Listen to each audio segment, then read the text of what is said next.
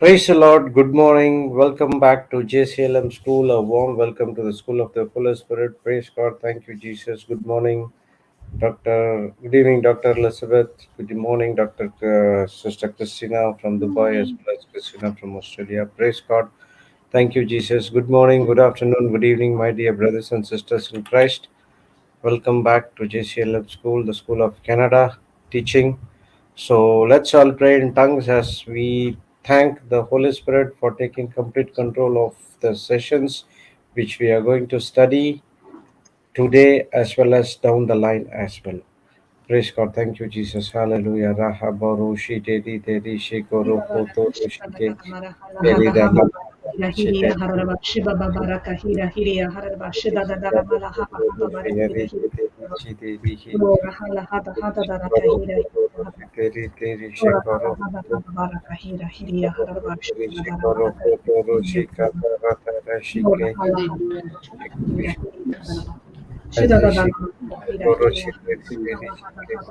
Very, very shikaro, Toroshi, very shikari, very, very shikoro, Toroshi, very, very shikari, very, very shikoro, Toroshi, very, very shikoro, Toroshi,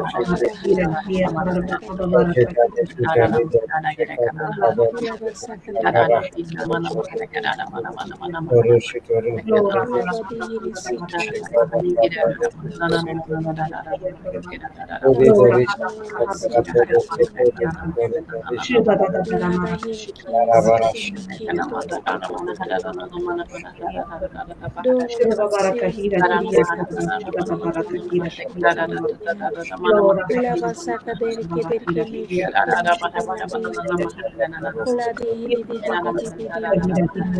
Kuladi hisi. Ulava saka deri kederi kederi kederi. Da da da da da da da da da da da da da da. Kuladi hisi. Ola siki terina masuki teriri. La pranda shikri ki prandi prandi danaku. Luba shu kisa ki brandi. Mahala.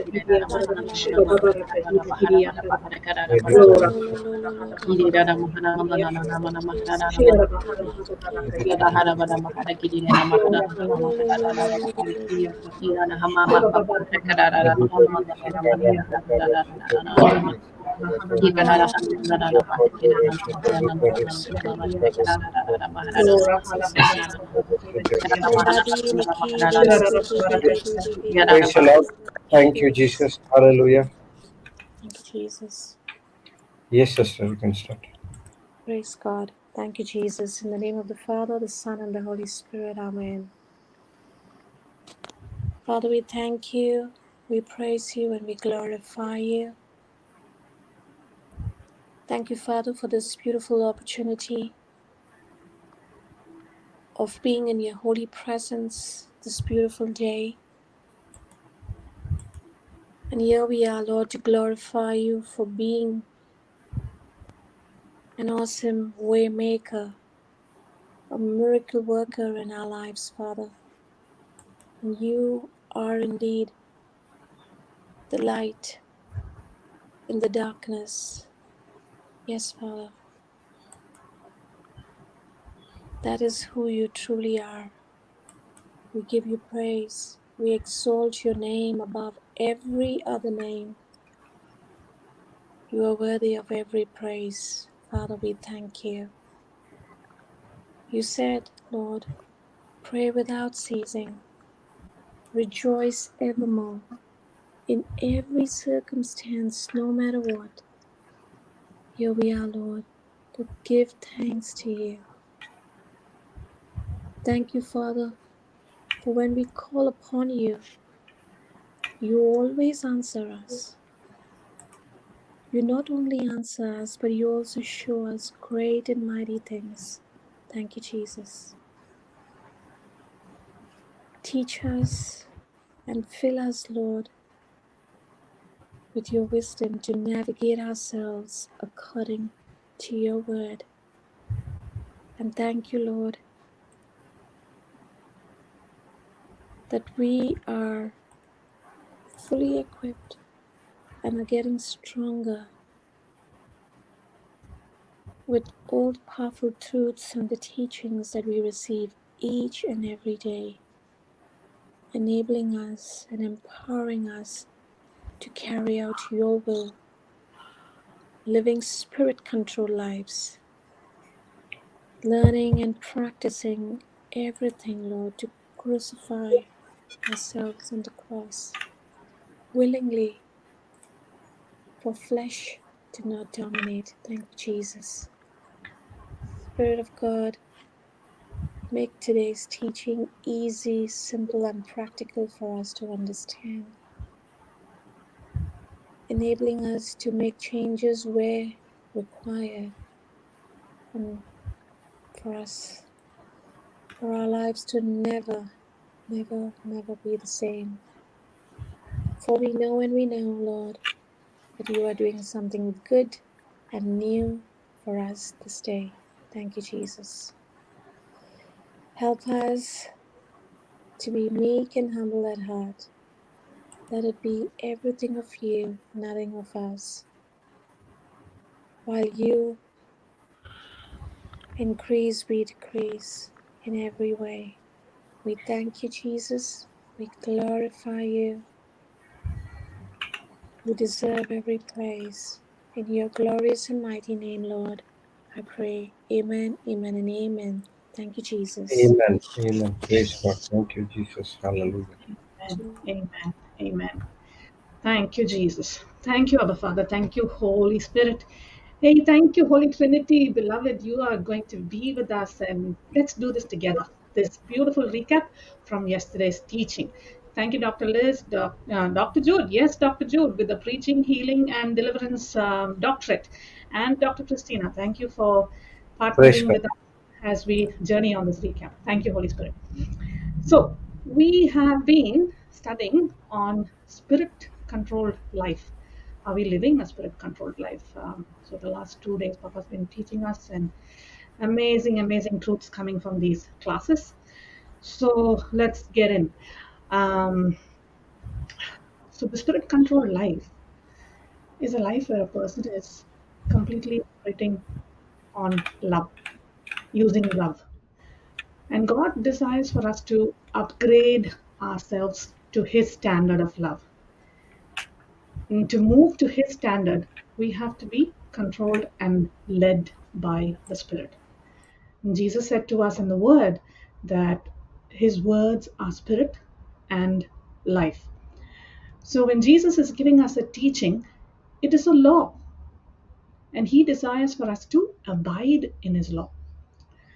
But there's a problem because we are trying with our self effort to obey the law. And when we do that, we get disqualified. And we do no longer are a spirit controlled person, but we become self controlled. And this law, this standard, must be practiced. This word of God must be practiced. And to practice it, we cannot practice it in self effort, but purely in love. Whatever we do, the root cause and the foundation has to be love. And that's when Papa was taking us into this scripture, Galatians 5:14, which we have on the screen. Thank you, Brother Jude. For the law is fulfilled in one word, even in this, thou shalt love thy neighbor as thyself. Compare. For the whole law concerning human relationships is fulfilled in one precept. You shall love your neighbor as love as yourself. That is, you shall have an unselfish concern for others and do things for their benefit. Praise God. Amen. Praise God. And if we look at both these, the compare, the first two words for all the law, and then in the AMP for the whole law. So all the laws are fulfilled in one word, and that is love. Love is the foundation, love is the root. If I do not have love, then there's nothing. I'm not operating in love. So Jesus desires for us to be spirit controlled. So how do we allow the Spirit of God to control us? We must have unselfish concerns, where the concern is no more about myself, but it's about others. When I do something, I'm doing it for the benefit of others. So, what's my desire? My desire is to be a spirit controlled person. In that desire, whatever I do and whatever I say, the root cause should be unselfishness. That means I'm doing nothing for my benefit, but for the benefit of others. So we can take a moment and ask ourselves, how are we living? Are we fulfilling Galatians 5:14? Is everything that we are everyday living, is it on the balance of love? Is it on the scales of love? So I can fake many things, but hey, guess what? God looks at our heart. He knows our ultimate motives. Is there a motive of love in what we do and we say? So when we look at Galatians 5:14, how many of us can say that we are qualified and we have disqualified? Maybe from the time that we have woken up today, how many times did we qualify in loving the family members just as we would love ourselves? Too early for those who are in India. Maybe you're not driving on the road just yet. You haven't gotten on the road and someone cut you off. Did we give them, the fist, some words coming out of the mouth, or did we give them a gesture of, you go ahead, I'll wait? How are we progressing in this standard of love? That's where, in this standard, God desires for us to live. And for us to live, it simply means that we have to crucify self. When self is crucified, everything that we are doing is with love for Christ and love for others. When I have love for Christ, that is the root. With that root of love for Christ, now I can learn to love others as I love myself. So, loving myself means I want to be satisfied. I want to be comforted. I want the best. It's all about I, me, myself. That's all. I want it all. But to be spirit controlled, to have spirit controlled life means I have to practice to love others. My labor is not about getting the best for myself, but giving the best for others. So we can have motives when we are preaching the Word of God, sharing the Word of God. We can make it a business where we want to profit out of it. We can say, I'm preaching the Word of God to get name and fame and glory. But all those things will disqualify us. So let's look at the life of St. Paul. He saw a bunch of people having the wrong motives when they were giving the gospel. And St. Paul is teaching us in Philippians chapter 1, from verse 12 onwards. We'll go there, brother. While we go there, we all want to be free from our problems. And we know that prayer has the power to change the facts of our life. But Praise here, God. St. Paul, in Philippians 1, St. Paul is giving us some wisdom keys on about praying for others. He's helping us understand why people pray but they don't get their prayers answered. So we'll read, brother. But I would you should understand, brethren, that the things which happen unto me have fallen out rather unto furtherance of the gospel, so that my bonds in Christ are manifest in all the palace and in all other places. And many of the brethren in the Lord, waxing confident by my bonds, are much more bold to speak the word without fear. Some indeed preach Christ even of envy and strife, and some also of goodwill. The one preach Christ of contention, not sincerely opposing to add affliction to my bonds, but the other of love, knowing what I am set for the defense of the gospel. What then, notwithstanding, every way, whether in pretense or in truth, Christ is preached, and I therein do rejoice, yes, and will rejoice. For I know that this shall turn to my salvation through your prayer and the supply of the Spirit of Christ Jesus. We'll read from Compare. Now I want you to know, believers, that what has happened to me, this imprisonment that was meant to stop me, has actually served to advance the spread of the good news regarding salvation. My imprisonment in the cause of Christ has become common knowledge throughout the whole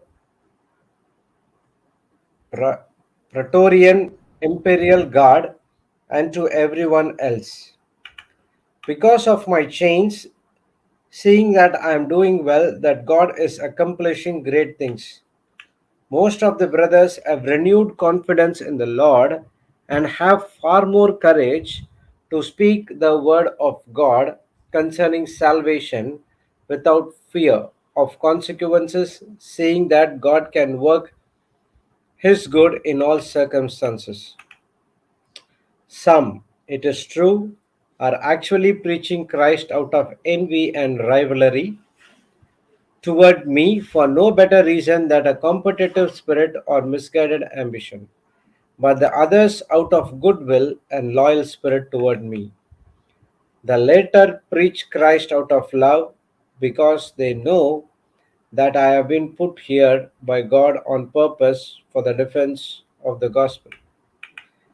But the former preach Christ insincerely out of selfish ambition, just self promotion, thinking that they are causing me distress in my imprisonment. What then does it matter so long as in every way, whether in pretense or self promotion or in all honesty to spread the truth, Christ is preached. And in this I rejoice, yes, and I will rejoice later as well. For I know with confidence that this will turn out of my deliverance and spiritual well being through your prayers and the superabundant supply of the Spirit of Jesus Christ, which upholds me. Praise the Lord. Thank you, Jesus. Praise God. We'll keep 18 and 19 there, brother. So we're saying, how does a person get deliverance? How does a person get healed? If we go about asking everyone to pray for me, will that prayer work? Now, St. Paul is telling us here there's two kinds of people. And just setting the scene, St. Paul is in prison, writing these letters from prison. So he says there's one set of people who have selfish motives. They're saying, good for him and good for us. He's in prison. He will be treated badly there. But you know what? We'll preach. We'll keep preaching so that his punishment increases. Now they are taking this position because they want self promotion. They are walking with selfish intentions. But there's a second set of type of people who are preaching because they love Christ. So in verse 18, St. Paul is saying, whatever their motives are, even if they are selfish, I'm rejoicing that Christ is being preached. It's not any other gospel, but it's Christ Himself who's being preached. So, whatever their motives, let God deal with them. All that I'm interested in is that they are preaching Christ. Because Christ is being preached, St. Paul says, I'm going to rejoice. And I'm not going to be offended. I'm not going to be bitter. I'm not going to judge or condemn them. I'm going to love them. And I'm going to rejoice because they are preaching Christ. I'm joyful that they are preaching Christ. I'm in prison. But even in the prison, he's rejoicing and he has a new congregation that he can preach to, the guards in the palace. Praise God. So, St. Paul is not missing his opportunity. He's not offended that the people out of prison who are deliberately happy that he's in prison, he's not offended by what they're doing. But his motive is one thing: they are preaching Christ. So, out of love for Christ and for others, now, even in his prison moments, he's rejoicing. Even though he's being punished for the very job of preaching, he's rejoicing. And in that rejoicing, and with the prayer, deliverance is now coming forth. The Spirit of Christ Jesus, through whom the Spirit of Christ Jesus that is working, is the one that is giving him the victory and who is bringing the salvation. So he's not getting disqualified by what others are doing. In fact, he's rejoicing that they are preaching Christ. So his rejoicing and their prayer will bring bring forth the Spirit of Jesus to deliver him from the issues that he's going through in the prison. So we need to check in our own lives when things happen in our relationships. Are we like Saint Paul, or do we get offended? Do we get bitter? Are we rejoicing in our prison moments, even though people's actions are so against us? How many people, how many of us in the midst of trouble can find ourselves rejoicing? Are we rejoicing because of love? Because love for Christ and love for others, regardless of them having crooked hearts, that love, the Spirit of Christ Jesus, will deliver us from the situation that we are in. So, a spirit controlled person is not judging people based on their actions, but they are rejoicing in Christ every moment. They are not looking through the lens of their senses, but they're looking through the lens of love. And their love and joy is the fruit. Now, we are in a position where Jesus, the Spirit of Jesus Himself, is delivering us in our situations. So, in our everyday relationships, there are going to be people in our lives. Some will be irritating us, annoying us. They'll do all kinds of things to prick our bubble. Some will be building us up, some will be tearing us down. But when we, like St. Paul, can say in everything, I am rejoicing because Christ is being preached. I am operating in love with everyone in all my relationships. There's absolutely no bitterness and no hatred towards anyone. It is this love that is teaching me to rejoice every moment. So, St. Paul is saying that there are some who are sincere and praying for me. Their prayer is working in his life and giving him the deliverance from the prison so that he can continue in his mission to reach out to more and more souls, even in the prison. All of this is only one principle, one intention, one motive. It is the motive of love. So a person whose foundation is love, that person is a spirit-controlled person. No matter what happens around them, they are no longer offended, but using every opportunity to rejoice in their relationships. So, how much I love Jesus can be measured through relationship. I'm going to repeat that very, very slowly. How much I love Jesus can be measured through relationship. Think about that for a minute. Think about the relationships that we are having in our homes, in our workplaces. If we have to measure ourselves at our workplaces and in our homes, is the love of God operating there, or is my selfish motives operating there? Is Christ being preached, or is some other gospel being preached? So we can take the law of God, the teachings of Christ, the standard of God, and check for ourselves. How do we practice this law of love that Jesus is teaching us? It's only when we practice it that we can fulfill the law. The law that we were looking at in Galatians 5:14. Can we go back there, brother, please?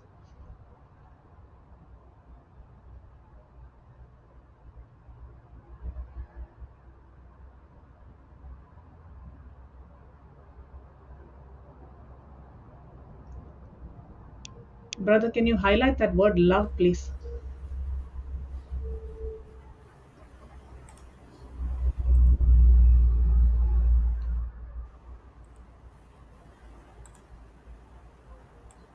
Thank you, Jesus.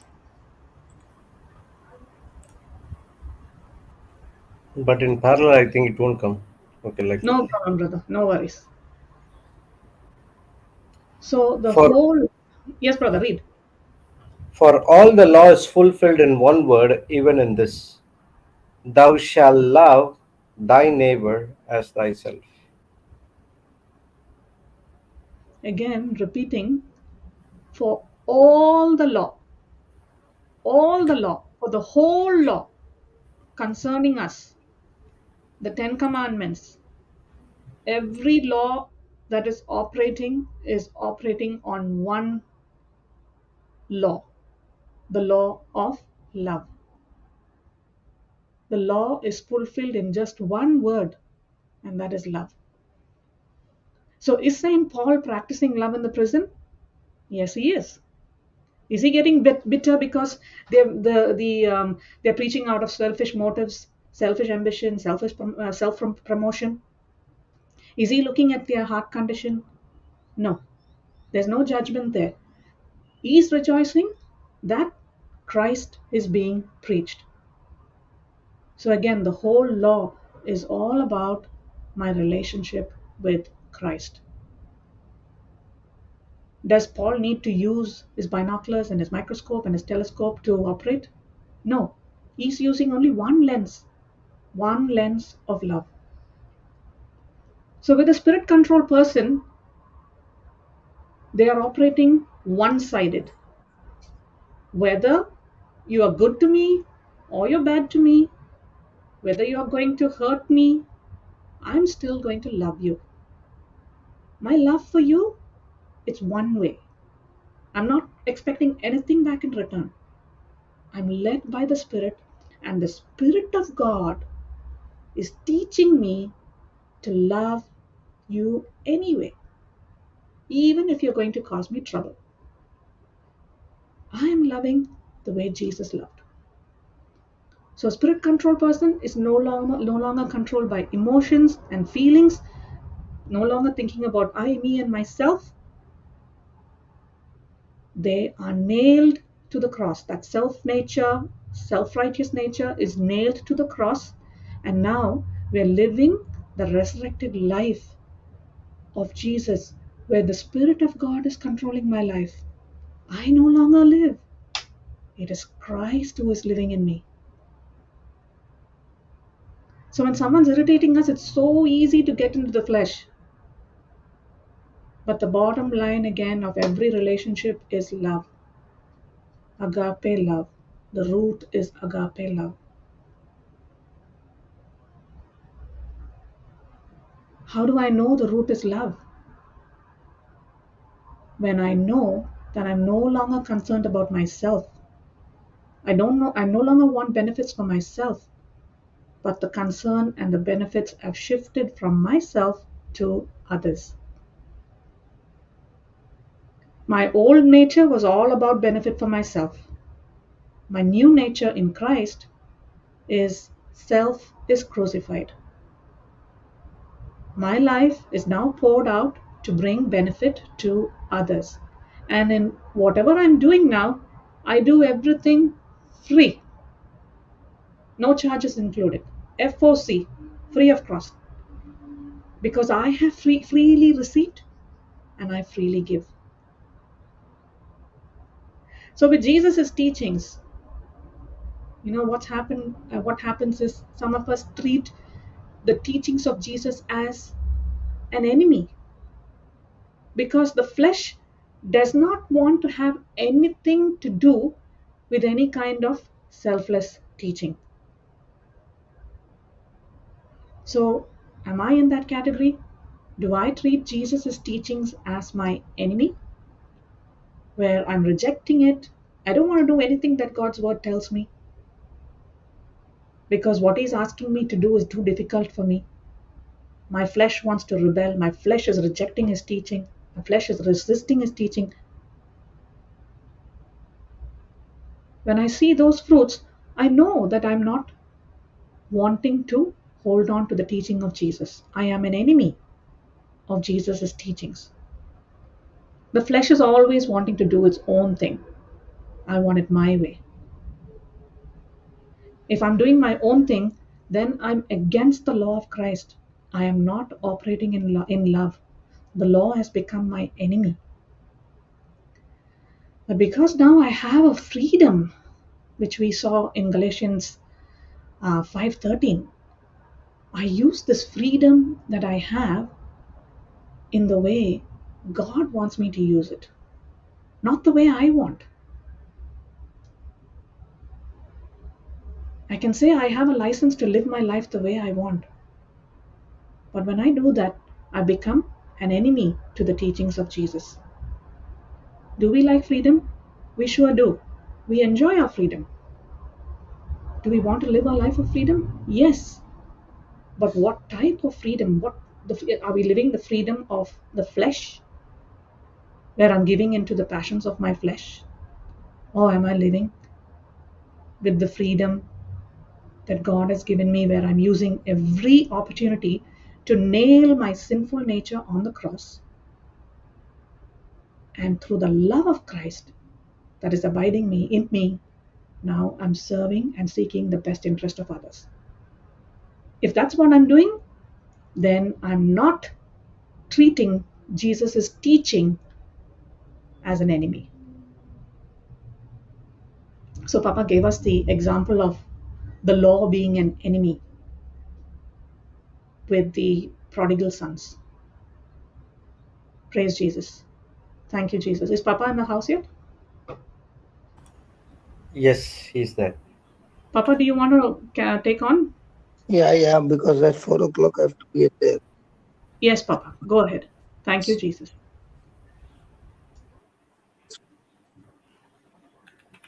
Now, the second thing that we see is some people see the law as their master. Means what? He is the master and I am the one who is the servant, and he controls my life. And being the master, I have to work out day and night as my master is watching over me. So, because I treat the law as my master, I'm now trying to live under the law. And to live under the law with your self-effort I'm struggling. I'm working hard to obey the law as my master, and I end up failing again and again. So when a person is treating the law as a master, that is called as legalism. There's a big list of don'ts and do's. So their life is all about don't do this,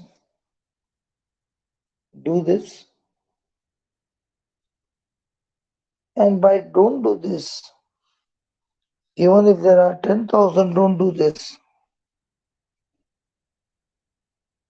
by practicing the law with self effort, the person is struggling.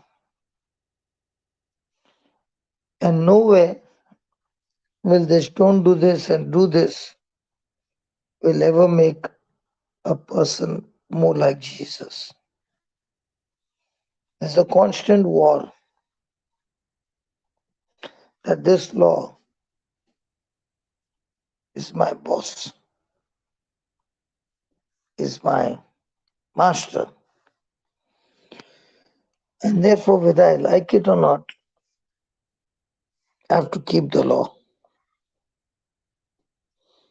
Now, when that happens, the person is no longer operating under love, the person is operating under self struggle. It is a struggle, it is a hardship, and even though I give my best shot, I still find struggling and living a defeated life. So, a life of legalism is surely going to fail. So, in other words, a Christian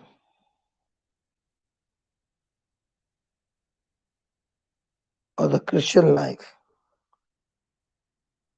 is not a legal relationship, it is a love relationship. But the question is, in this relationship, do I practice the love? God so loved the world that he gave his only begotten Son, that whosoever believes in him shall have eternal life, shall not perish. So, is my relationship with Christ a relationship of the law that I want to keep teaching, and if I miss out, then I'm finished. So, am I keeping his teaching out of the law, out of my duty, out of my self effort, out of my legalism, or is my relationship built on love? So, Christianity is love, and when a person is in intimate love with Christ, she doesn't treat as legalism, but she treats that relationship of love. Open to Mark 12:31.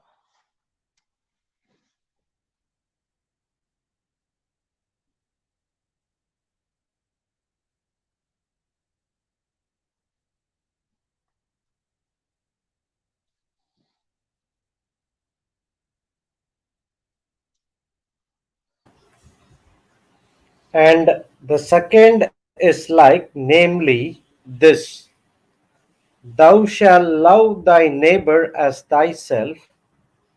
There is none other commandment greater than these. Compare. This is the second.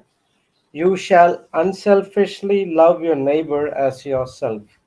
There is no other commandment greater than these. So how do I know I love God?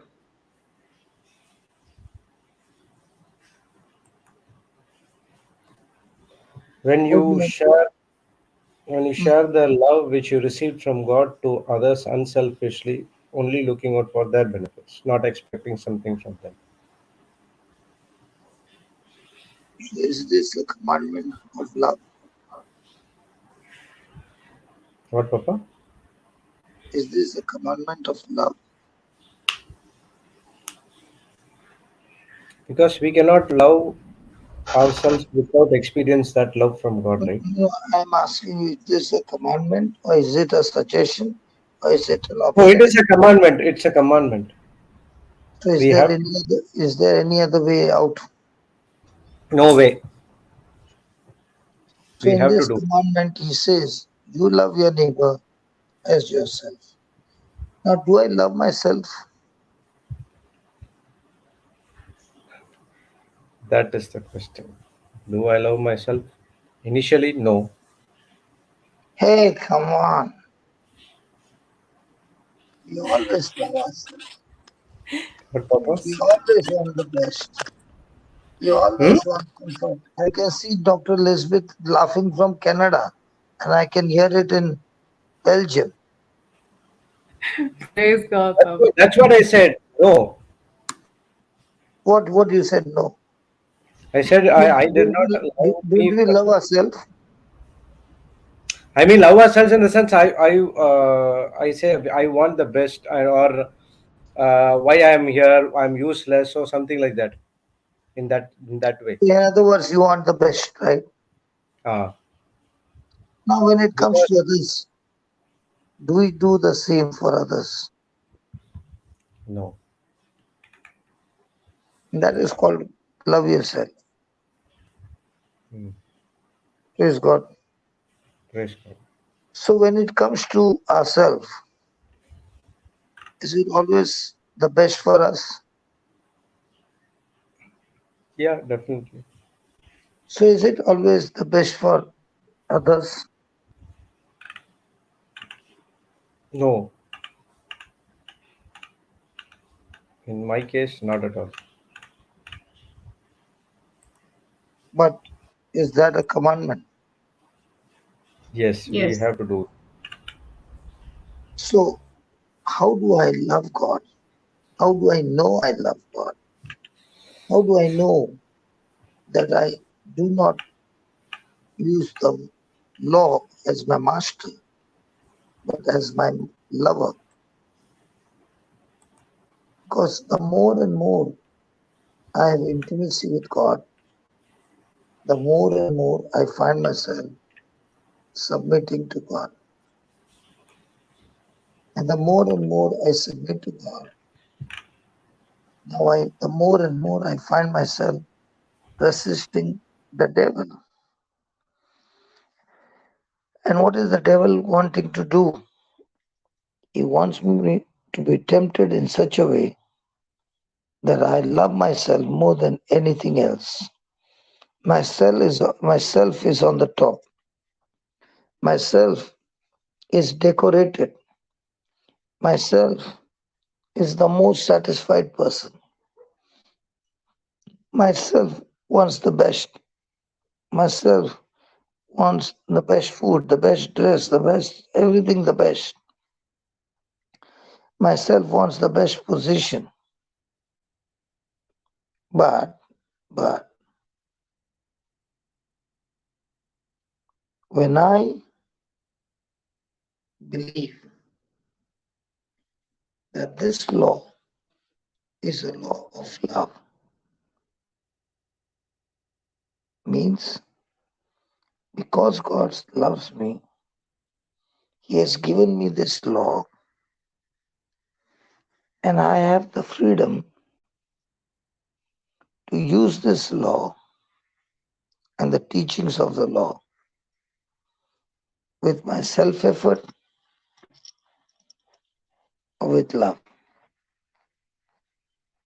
And if I am following the teachings of Christ out of legalism, I'll be frustrated and I will fail. But I follow the same teaching of Jesus,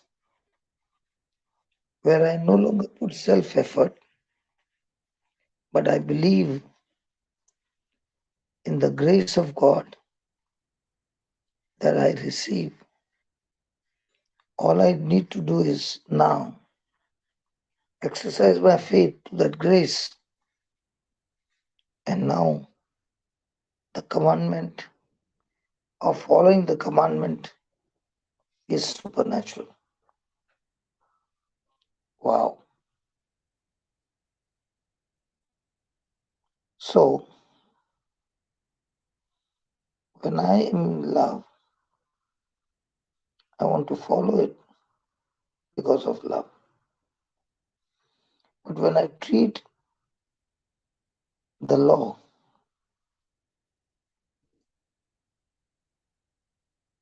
with negativism,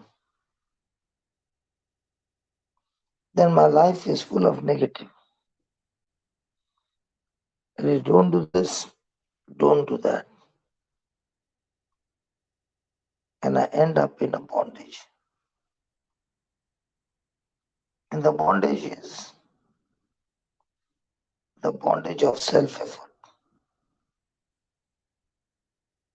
Praise God.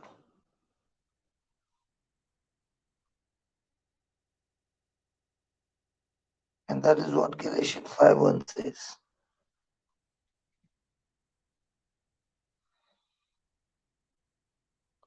Liberty is seeing the law not as my enemy, nor as my master, but as my friend. Read that, Galatians 5:1. Stand fast, therefore, in the liberty wherewith Christ hath made us free, and be not entangled again with the yoke of bondage. Compare. It is for this freedom that Christ set us free, completely liberating us. Therefore, keep standing firm and do not be subject again to a yoke of slavery which you once removed. Praise God. So when I treat the law as my enemy, as my master, then I have legalism,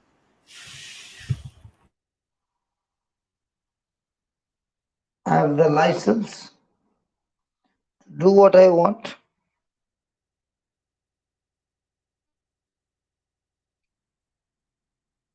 I don't do things out of love, but I do things out of duty.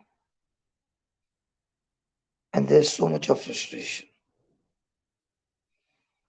The Bible says that we have been called to liberty.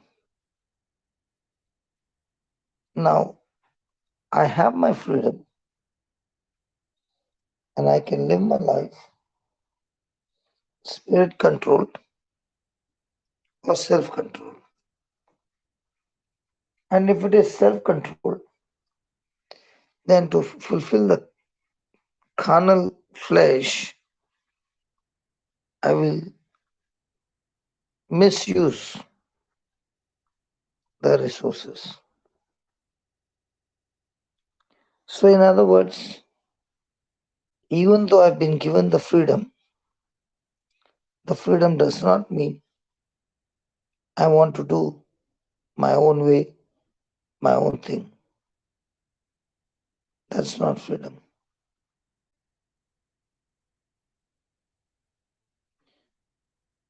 Actually speaking, control is, or liberated is, or to be free is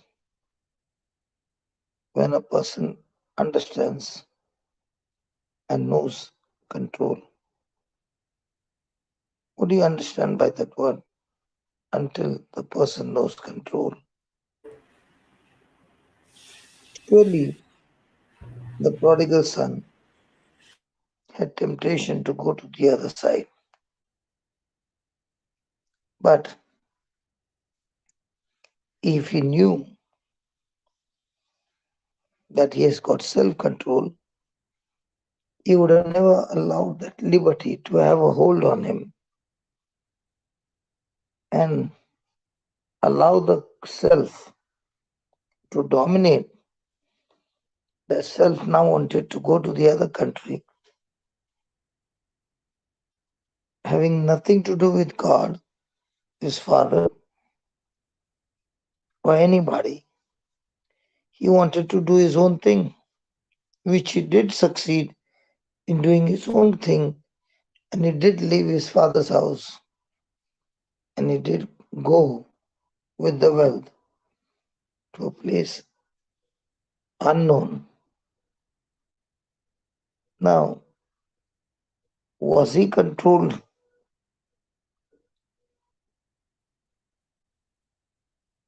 No. by self,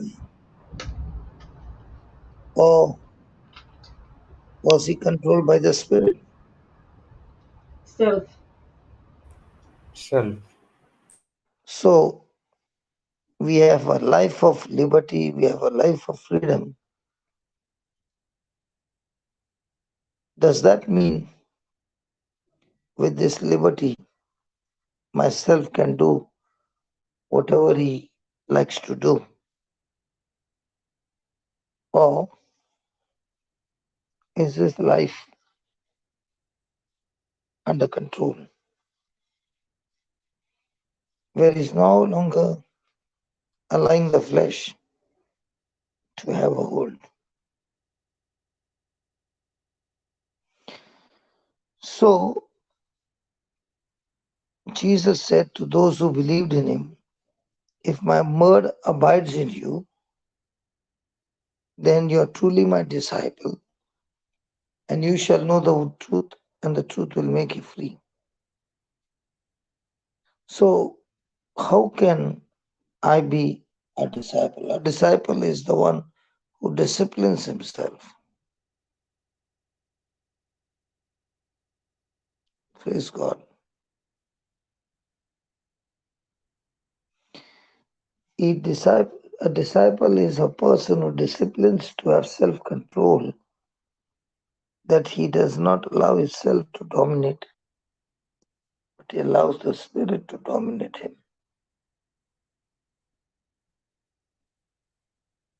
So the more and more I discipline myself, that disciplining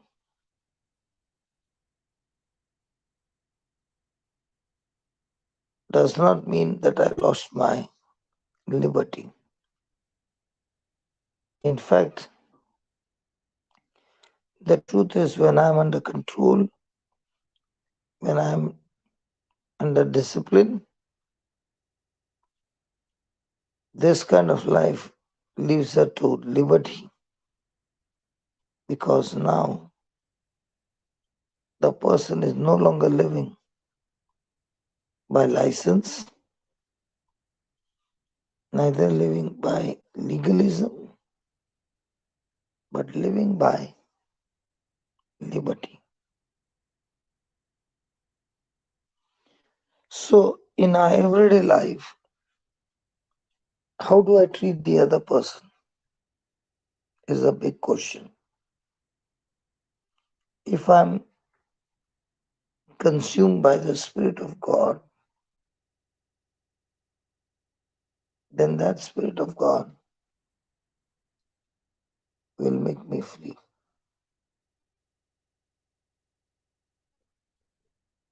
I will find that what looked difficult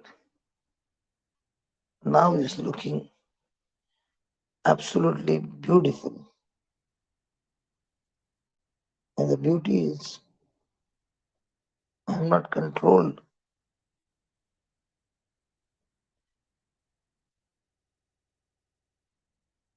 Praise God. Praise God. Thank you, Jesus. My life has become a life of freedom. Now, how many people say I love God? Everybody.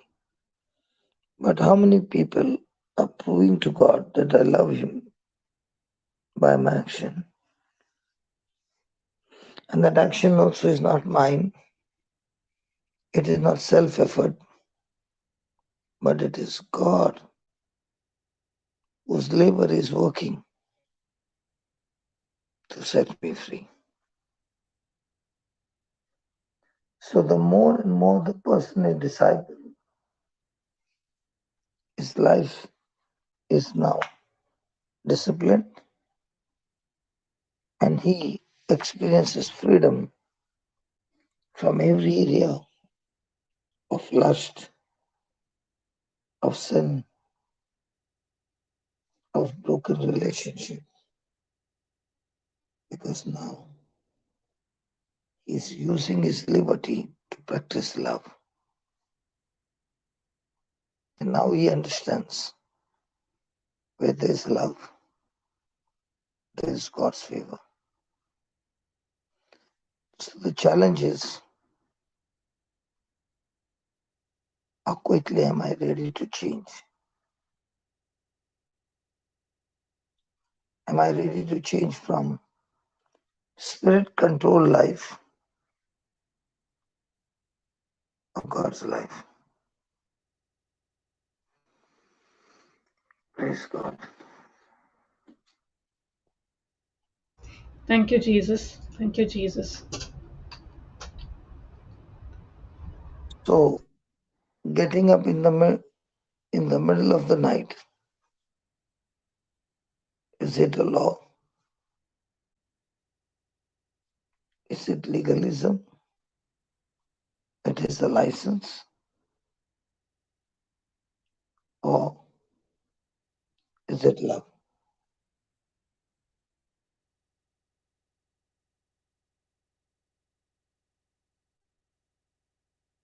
So when a person is doing it out of duty, is the person going to be frustrated? Yeah. He's putting in self-effort and he doesn't get result. Is he frustrated? Oh yeah. So the question is my life controlled by me or is my life controlled by the law? If I'm a disciple, I shall know the truth and the truth will make me free. And how will the truth make me free? When I apply the truth. And for me to apply the truth, do I have the knowledge of the truth? Yes. So the truth is what Christ has done for me on the cross. I believe it. I receive it. I apply it. And this application is not my self-effort. This application is Christ in me has empowered me to do it. And I'm doing it now with love. So you see, for me to live a spirit-filled life or spirit-controlled life, I need strength. I really need strength. And this strength, what I need, I receive from God. And how do I receive this strength? Galatians 5:16.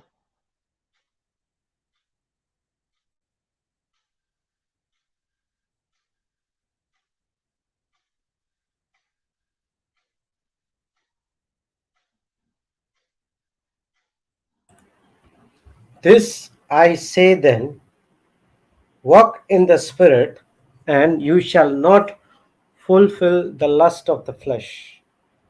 Compare. Does But yeah, I, yeah, go ahead. but I, but I say, walk habitually in the Holy Spirit, seek Him, and be responsive to His guidance. And then you will certainly not carry out the desire of the sinful nature, which responds impulsively without regard for God and His precepts. So am I regarding all the time God and his precepts, or am I regarding myself greater than the teachings of Christ? Am I allowing the Holy Spirit to walk with me in partnership so that the Holy Spirit is teaching me to respond and guides me his way so that I'm able to reach my destination? The word does not speak that you fulfill the lust of the flesh or stop fulfilling the lust of the flesh and you will walk in the spirit. The word lust means extreme strong desire, and this strong desire is dominating my life. So, in us is a part called flesh, in us is a part called spirit. So, the one who is not born again, he has the nature of flesh, that is self, everything self. Self is the king. But the person who is born again, he has the new nature called the spirit. And these two natures are always struggling each other, against each other. And what is the struggle? Who is going to have control? Who is going to have dominion? And that's why the Bible says, walk in the spirit, walk in his word. And when you walk in his word, do not use self-effort, but use faith. Fight against that unbelief, but believe in the calling of God. So do not give flesh any control, but let the Holy Spirit and the human spirit live their life for God. Praise God. Thank you, Jesus. Praise God. Thank you, Thank you, Jesus. Jesus. Thank you, Jesus. So our life is about the old flesh making demands, dominating, ruling over, planning to fulfill the lust of the new nature, united with the Holy Spirit, is learning, is teaching me to destroy the old nature and the plans of the old nature and fulfill the plan of God by willfully disciplining, putting no self effort but faith and grace, is walking and living for God. So one is living for self, one is living for God. Which one is dominating in our life?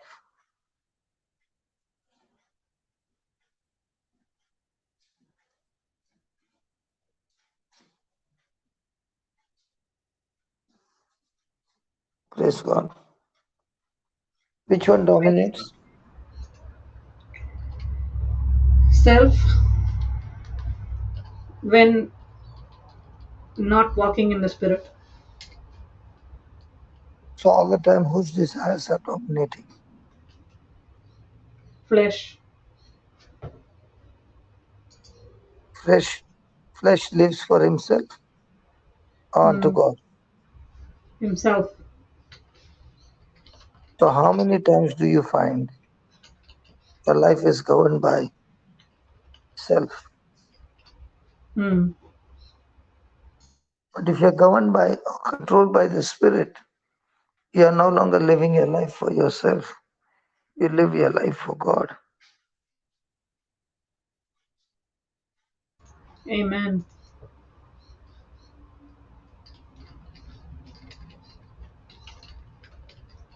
So now why do I need spirit controlled life? Because in myself, the things that I have to do or that it takes to do, I do not have the power. And because I do not have the power, I use this self effort. But the Bible says, do not use self effort, but you walk in the Spirit.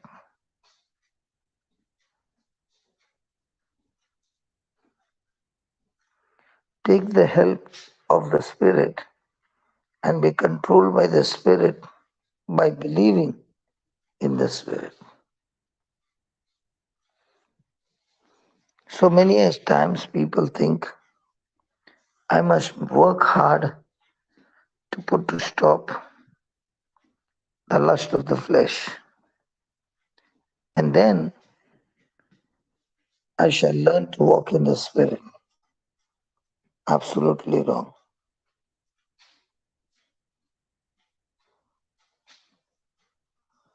I must walk in the Spirit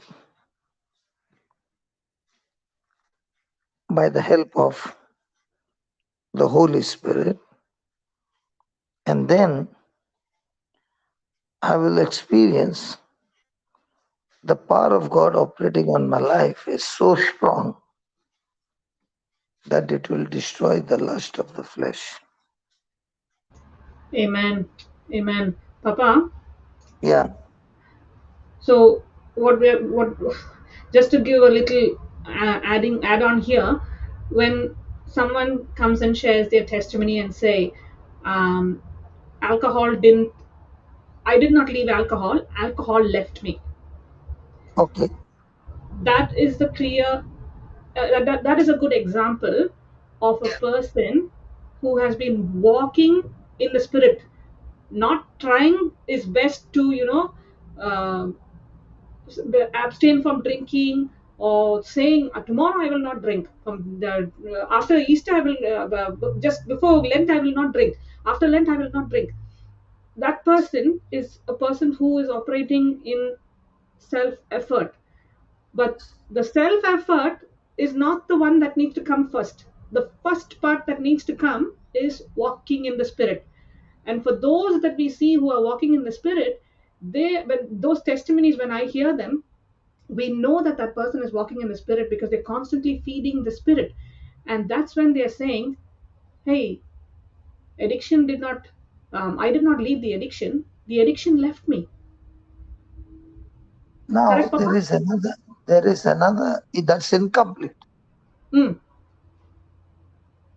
Now, let's say addiction left you. So mm, you got your freedom. mm, Now what are you going to do with your freedom? You got your freedom from the addiction. Now what are you going to do with your freedom?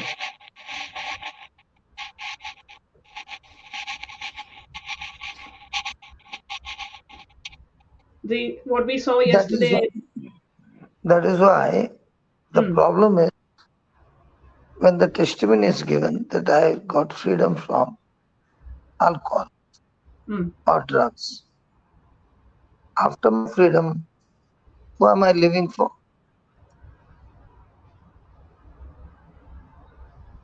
I think I'm saying, Papa, the answer for that is in Galatians 5:13, where now that sinful, the freedom that we have received, we are using every opportunity of that freedom to work through love to serve and seek the best interest of others. Yeah. So when a person is coming and giving you testimony that God healed me of cancer, very good. Now after you got freedom from cancer, what are you doing with this new life? That decides whether you're walking in the spirit or walking in the flesh.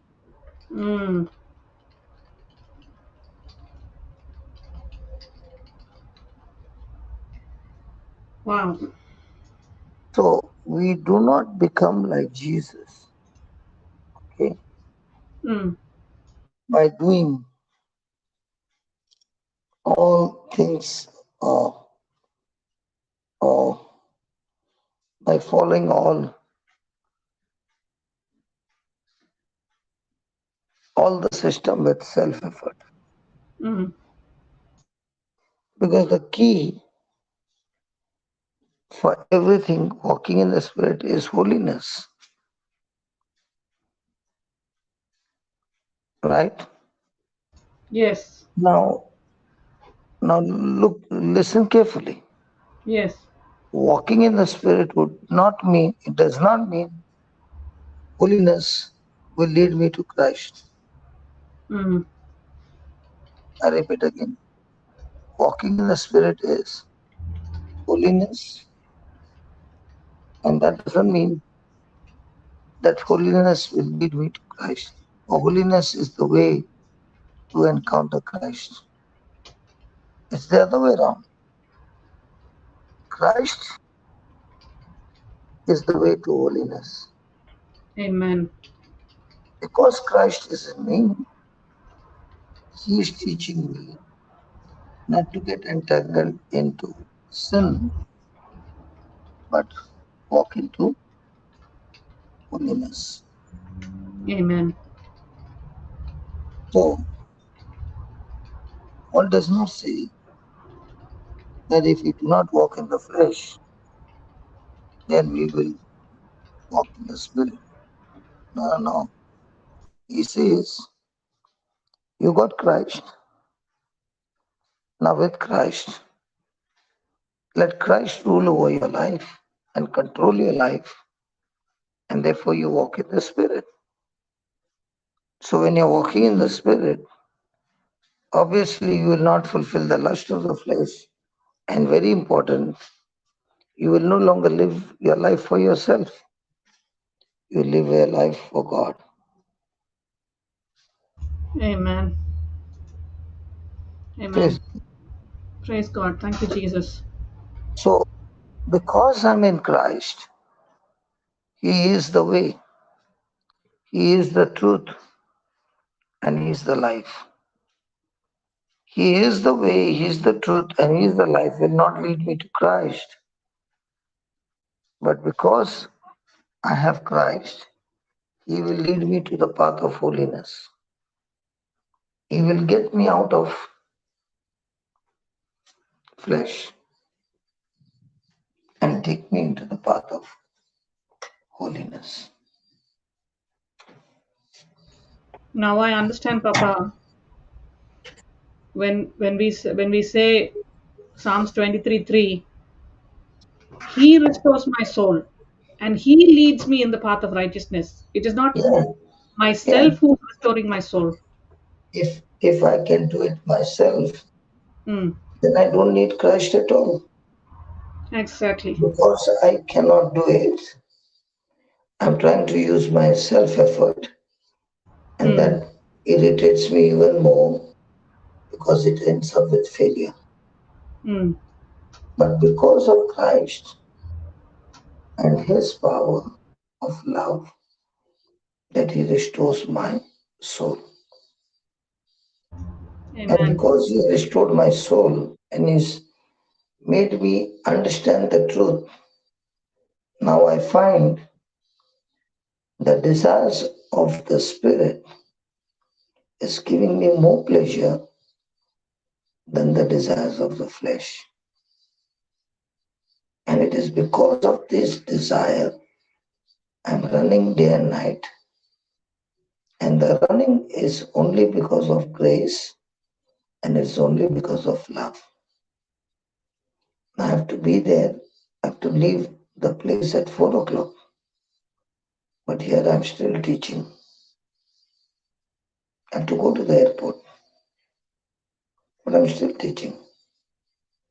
Because even if I go there,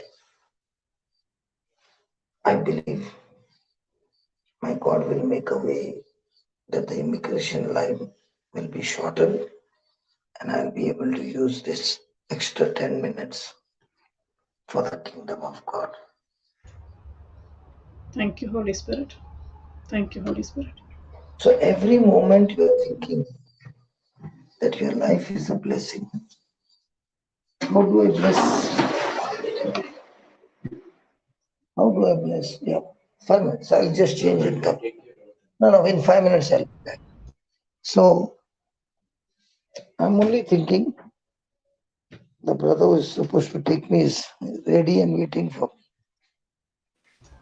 Praise God. Praise But God. let me say that again.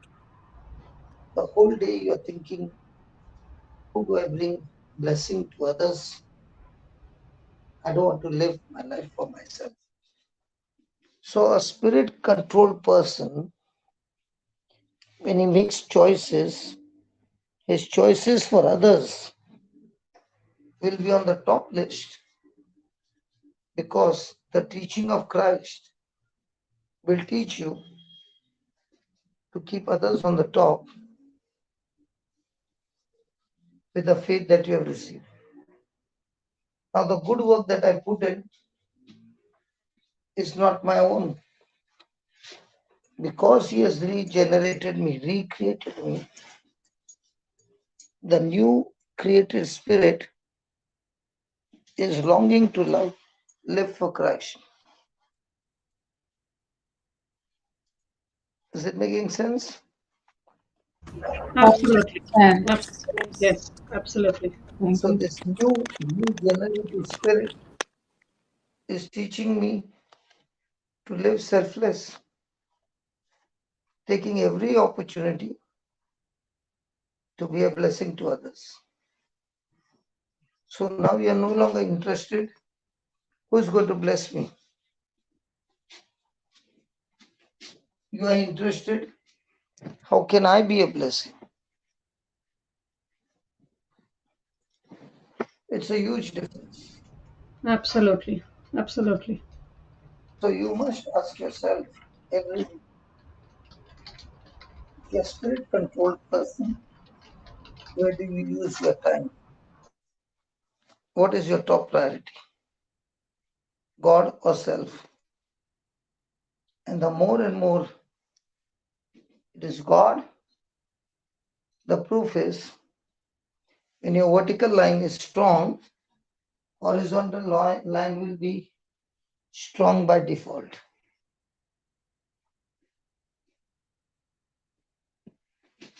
Super, super, super.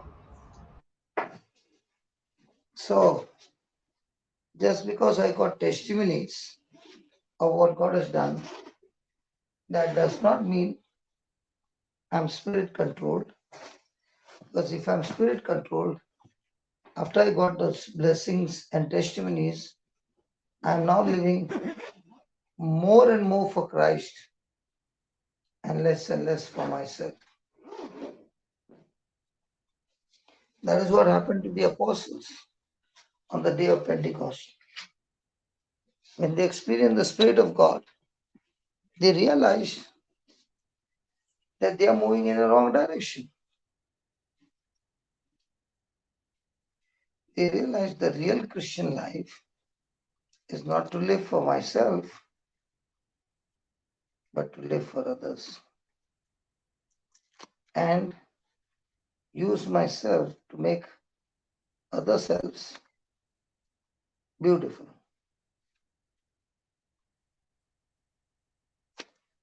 And how will you make others beautiful? Not others self, others beautiful. By teaching them to nail their desires to the cross, their selfish desires, and pick up the baton and follow Christ. That is why he says, unless you carry your own cross, you cannot follow me.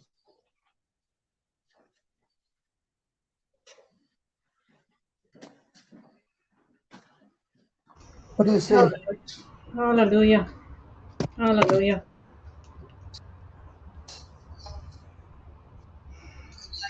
Recognize whether spirit filled or self. Now, for example, you cannot go out, might be because of whatever is your life. So you have an opportunity to serve God by being on a telephone. Okay.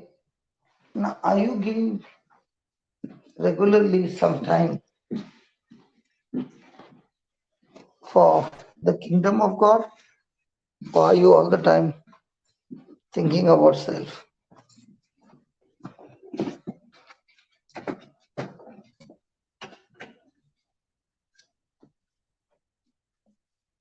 Christina, Yes, see, Papa. Yes. when you started using your time Mm. as a warrior for others, Mm. are you enjoying the life different? Is Oh, it the yes. same? Absolutely, Papa. And that is where it comes, whether I live my life for myself or for others. Okay, chalo, bye. Have to leave. Chalo, chalo, chalo. Thank you. Thank you, Holy Spirit. Bye. Thank you, Papa. Praise Thank you, God. Papa. Thank you, Papa. Love you. Jesus. Praise God. Right. Thank Praise you. God. Praise God. Thank you, Thank you, Jesus. Jesus. Praise God. Praise God. Praise God. Thank you, Jesus. Sister, you can continue where you left yesterday's. Okay, praise God. Thank you, Jesus. Where did we stop? I think we stopped at that prodigal son's example that Papa was sharing. Praise God. Yeah, the example of the law being an enemy. And we were looking at the two sons. And you can go and read in detail in the Gospel of Luke 15 from verses 11 to 32. So, with the first son, we see, I'm sorry, with the younger son, we see that he wants his freedom, and his intention is, I'm stuck with my father. There's so many rules and regulations I have to follow. My freedom is all tightened up here. I want to leave this house. I want to use my freedom to live the life of enjoyment. So he tells his father, give me my share. And does the father condemn his son? No, he loves his son. So he gives him his inheritance, which, in the true meaning of an inheritance, he's supposed to receive only after his father passes away. But his father is so filled with love that he says, son, I'm still alive, but here you go. Have your inheritance. Take it. He gives him everything. Now, after he gets this everything, his inheritance, he's not happy with that. He wants more. He wants freedom, which means getting out of his father's sight, doing his own thing. So he takes his share of wealth, which he has not sweated for. He leaves his house, and now he starts living and enjoying a reckless life where the flesh wants to do whatever it wants. The flesh is using the resources he has freely got from his father in a sinful life. Now, as he's living this life, he spends his inheritance, he destroys it completely. But there's a day that dawns on him, and he knows there's nothing left again. There's nothing left for me to spend. It's all, my bank kitty is empty. Everything that my father gave me, I've squandered. I blew it all up. Now he begins to ask for help, and help doesn't come. So he finds a job. What's his job? Looking after the pigs, staying with the pigs, and ends up having to eat what the pigs are eating. Now, how does he reach here? Did his father punish him? No. How did he reach this position? Simply because he abused the freedom by giving his flesh the freedom to dominate his life. So, to fulfill the lust of his flesh, the desires and pleasures of the world, he misused his freedom.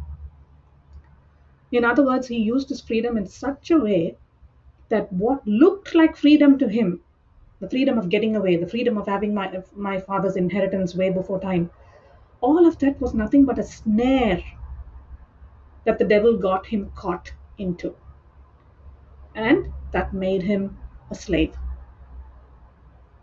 So this flesh led him into a pit so low where he was living and eating with the pigs. That's what happens when the flesh is not crucified. We make our lives miserable, in the classic example of the prodigal son. But one day he begins to consider, how did I get here?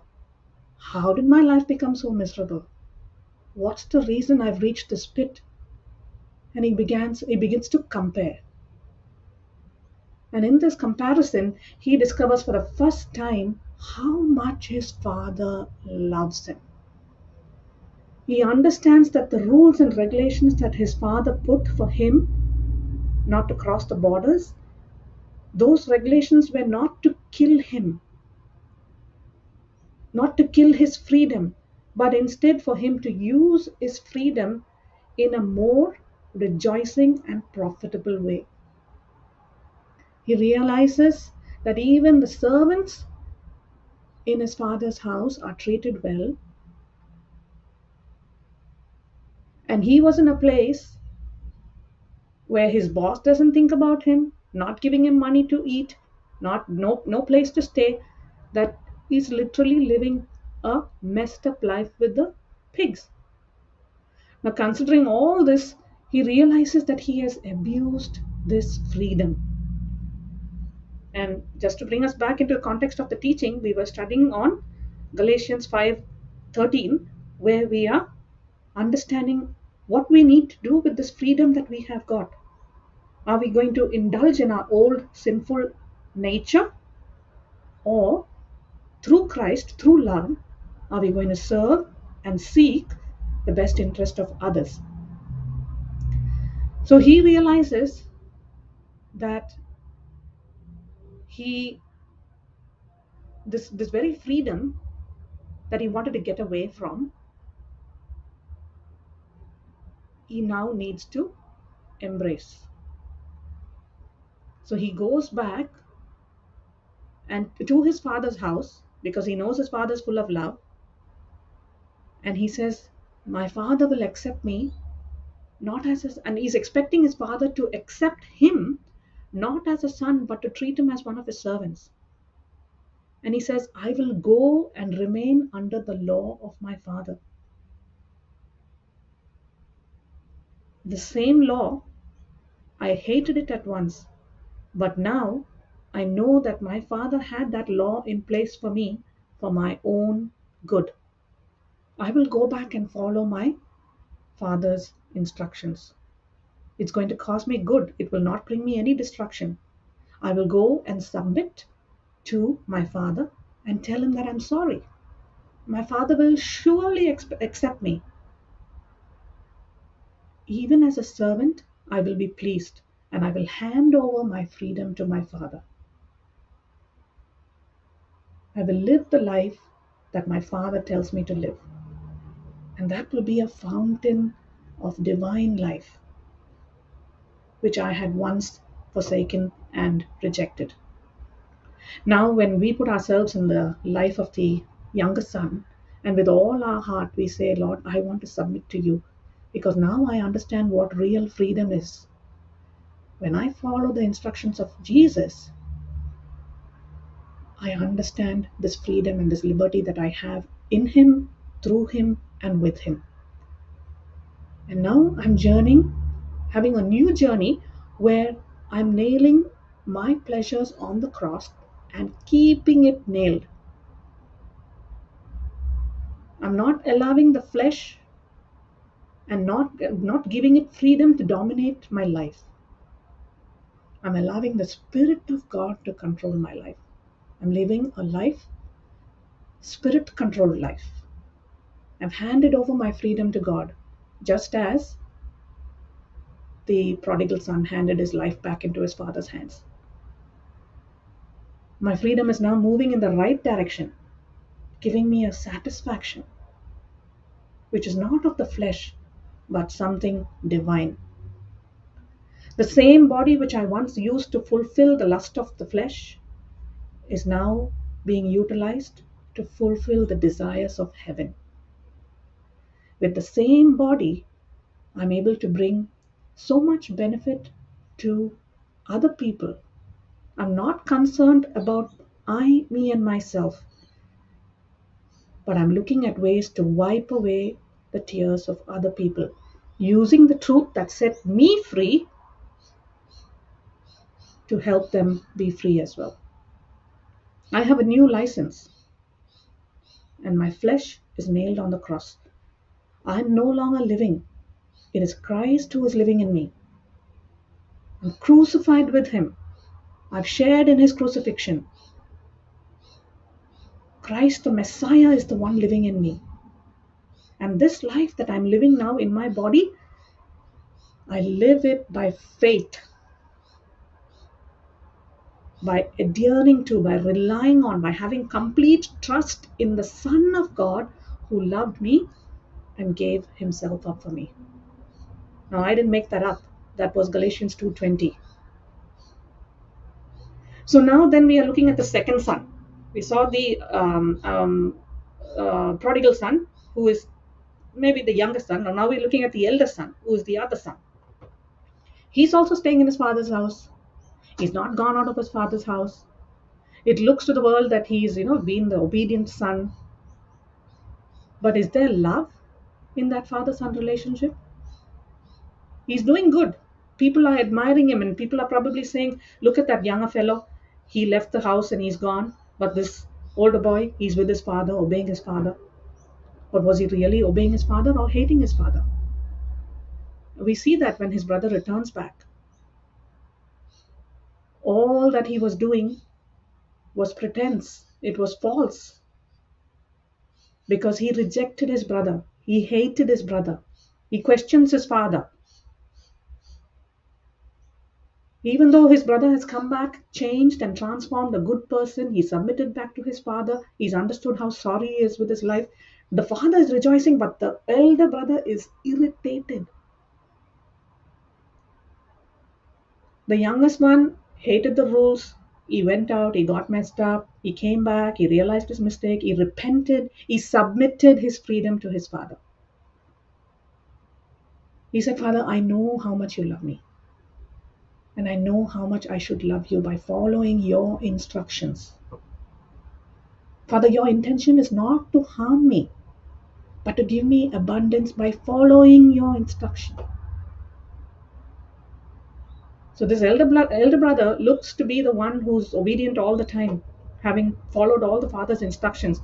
But behind him, what's happening? Grumbling, murmuring, complaining. Do we find ourselves in this category? He hates the law. He keeps the law, but he's not keeping it in love. Now, did the elder brother change? We don't know the end of that story, but we sure know that there was hatred. In all those years, what looked like he was submitting to his father, he was actually operating in bitterness. And when the time came for him to present love, all that was coming out from him was hatred, extreme hatred and bitterness and poison. And Papa gave us this example of the Pharisees as well. On the outside, they look like holy Joes, men of God, walking about in the synagogues. They know the law. Are we in that category? Where we know the word of God, but there's absolutely no agape love. There's only selfishness. Wasn't that the motives of the Pharisees as well? So do we obey God's instruction because we only want to be blessed? Do we obey the law because we want to obey it so that we won't be under a curse? Or do we obey the law because we love God? The action of obedience is the same, but the root may not be the same. If the root is love, the final destination is heaven on earth.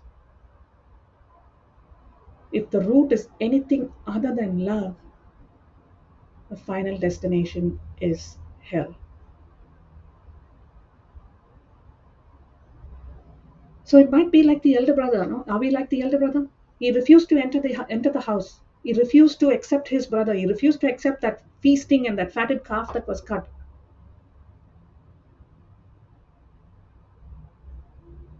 Now, if the elder brother did not repent, what destination is he going to?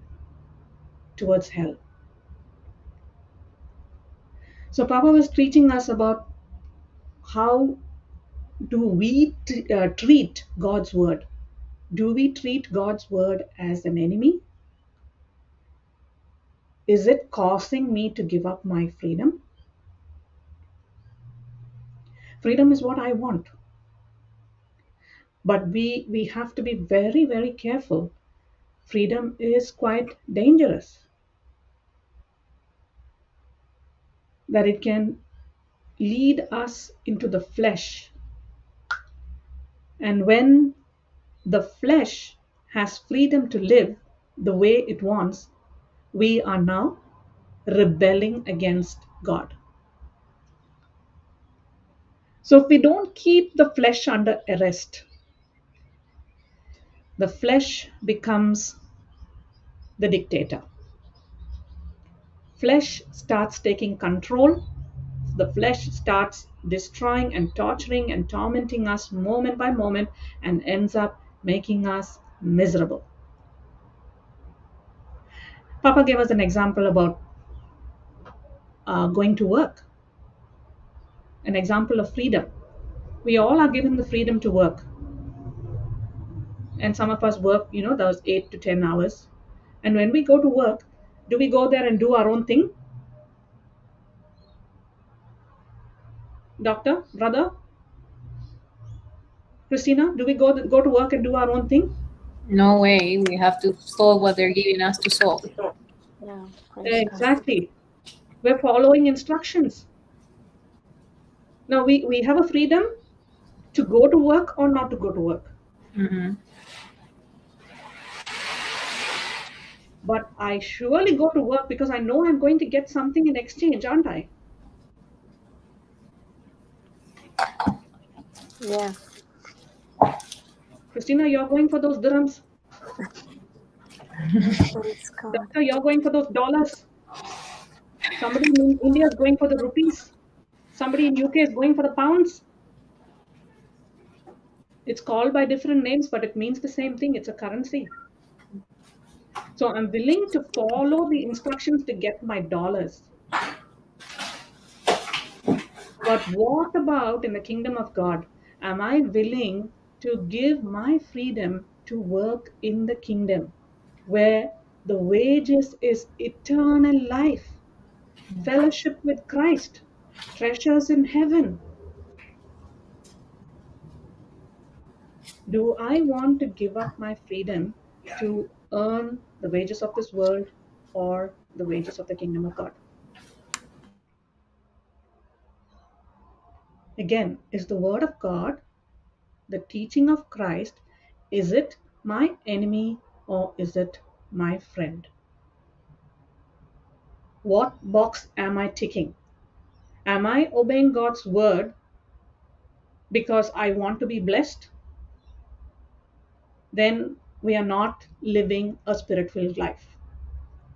Am I obeying the law of God because I don't want to be under a curse? Then I'm not living a spirit filled life. But when I obey the law of God because I love God, I repeat, when I obey the law of God, the word of God, because I love God, that's when I begin to live a spirit filled life. So, if love is not the root, every work of ours will be useless. We may be taking the right actions, doing the right things, ticking all the right boxes, following the process, going to work, ticking the boxes. I don't know how else to put it. We can be doing everything so perfectly, meticulously, thinking that, oh yeah, I did that, I did that, I did that. But within the heart, the condition of the heart, if there is no love in our relationships, then every work of ours is useless. So Papa has been constantly sharing with us the parable of the unforgiving servant. You can read that up in Matthew 18:21-35. Keep reading and reading and just sit there for some time, because when we keep reading and understanding that parable, we will understand how God, in His infinite love, has forgiven me of 10,000 talents. Now, if I have received forgiveness of 10,000 talents, forgiveness of 10,000 sins, how much more should I let go? How much more should I forgive someone who has done something silly against me? Small shillings, piddly stuff, chota mota, not worth it. Silly things where I lose day and night sleep over.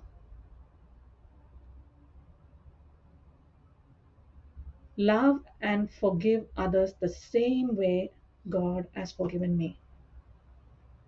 Love and forgiveness go together.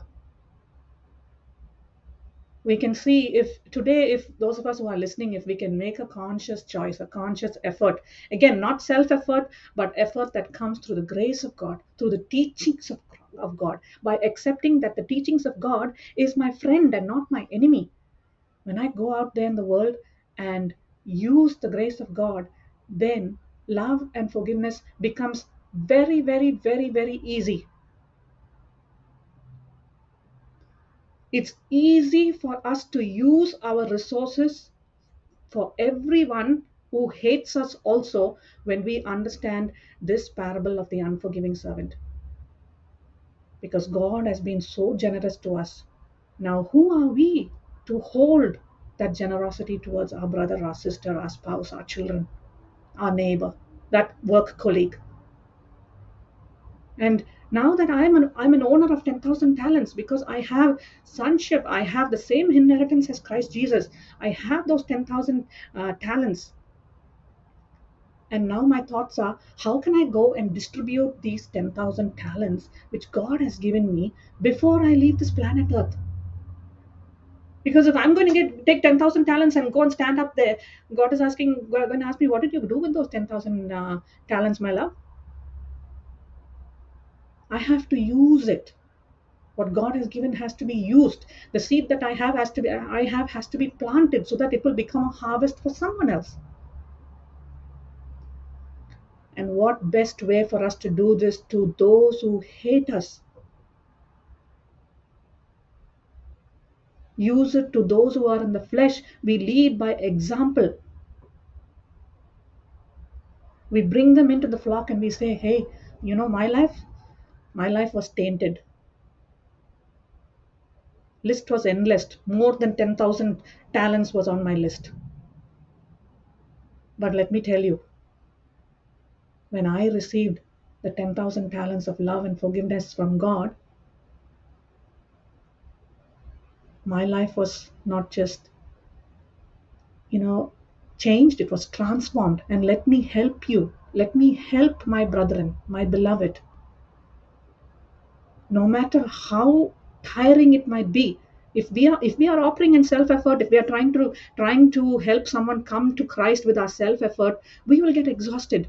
But when we get this 10,000 talents that we have received from Christ, when we go in Christ, through Christ, with Christ, no matter how much we keep distributing the gifts of God, we will never get exhausted. And don't we see that in the life of Papa? Today is a classic example.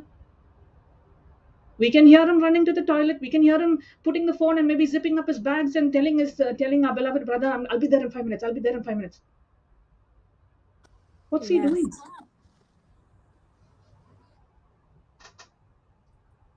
How can we today, Brother Joe, please tell me when to stop. I'm happy to stop. But how can we today, go out? Go ahead, sister. We have time. You can go ahead. Okay, brother. Thank you, brother. Today, if we can take this as an assignment after our class, how can we go and share this 10,000 talents that we distributed lavishly, generously, holding nothing back? How can we go and give it out? Let's think about how we can go and be Christ-like in the world around us. So Papa gave us an example of the water flowing. So imagine you were in a flight and you are on your journey, you're looking out through the window and you can see a stream of water flowing, and there's a long stretch of water, and the water seems to be flowing straight and maybe sometimes zigzag. Why is it zigzag and why is it not straight? And Brother Jude shared that there might be a block, a huge rock, preventing that water from flowing straight. The water can't go straight, it can't cut through the rock, but it will surely find another way. It changes its path, moves around the rock, and continues to flow. In the same way, brothers and sisters, when we look at our lives, just like the river moving crooked, does my life follow a path of persistence? There will be zigzags, but am I pushing? Am I following the straight path? And am I continuing to flow?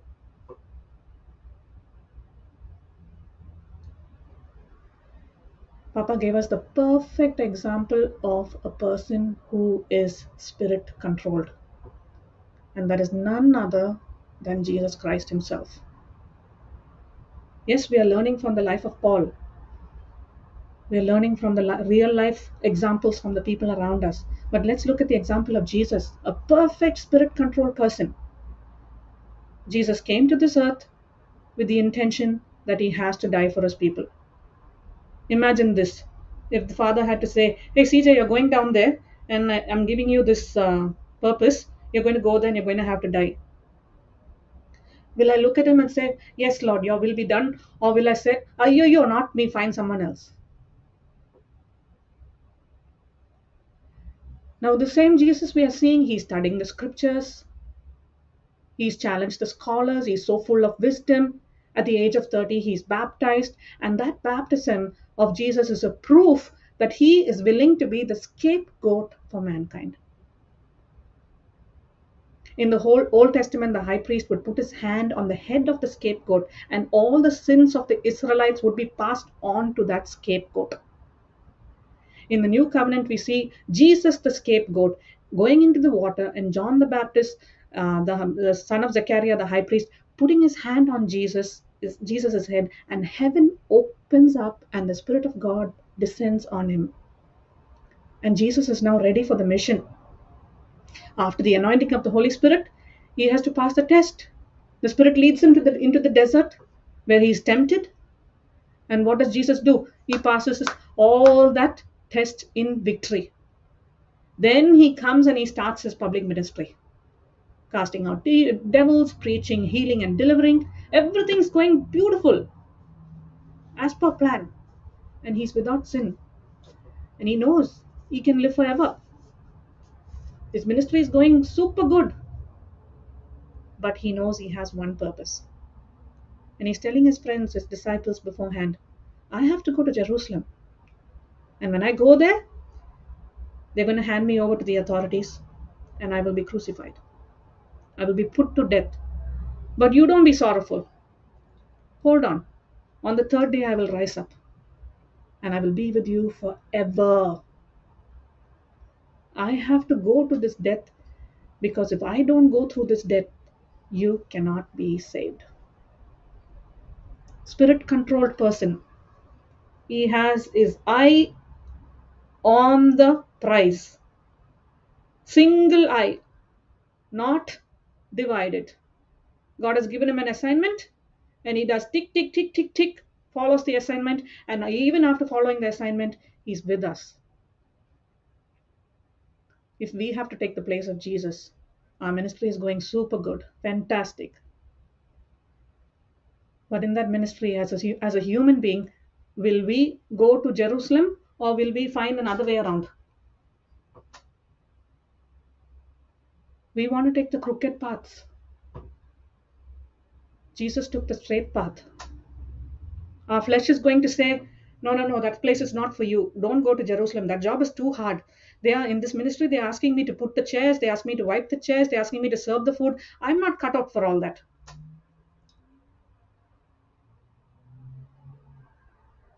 When we go around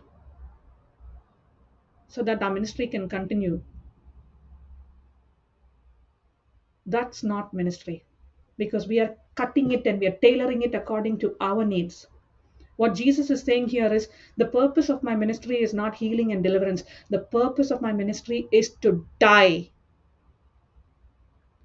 For whom? Not for himself, for you and for me. Can we say that we have the same spiritual life like Jesus, where we are not going beating around the bush, we're going to Jerusalem in the lion's mouth against all opposition and persecution for one purpose, to die. Today, my brothers and sisters, we are going to have so many opportunities to die. Are we going to rejoice in that dying? Or are we going to say, not me, find someone else? Get some other scapegoat. Is Jesus looking at his own benefit or is he looking at the benefits of you and me? Is he looking at his will or the will of the Father? Is he ready to resist the enemy and put that flesh on the cross, giving no chance to disobey the Father's will? Was his path zigzag or was it absolutely straight? When we look at Paul, from the time he encountered Jesus, was his path straight or zigzag? When we look at Peter, James, and John, did they keep their path straight or zigzag? On the day Jesus was crucified, it was crazy zigzag. But after the day of Pentecost, do we find these early Christians now battling their flesh? They started resisting their flesh and started walking in the straight path of God's will. This is a spirit-controlled person. Now we keep saying, come Holy Spirit, come with your fire, come fill me Holy Spirit with your fire.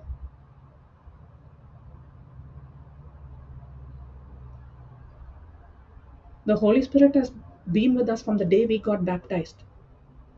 And Jesus said, when the Holy Spirit comes, he will never leave you and He's still inside us. But are we giving the Holy Spirit a chance? And are we willing to crucify our freedom on the cross? Then we will no longer say, Holy Spirit, come, Holy Spirit, come, Holy Spirit, come. We will go out with that same anointing as the early Christians, telling people, pick up your mat and walk, stretch out your hand, be healed, be loosed, receive sight, ephata.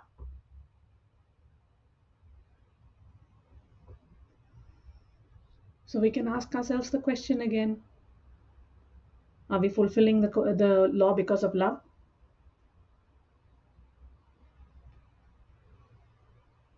Are we willing to lay down our lives because of love? Are we moved by the Spirit of God, or are we moved by the flesh? A person who is walking in the flesh, and we were all there, we are all work in progress.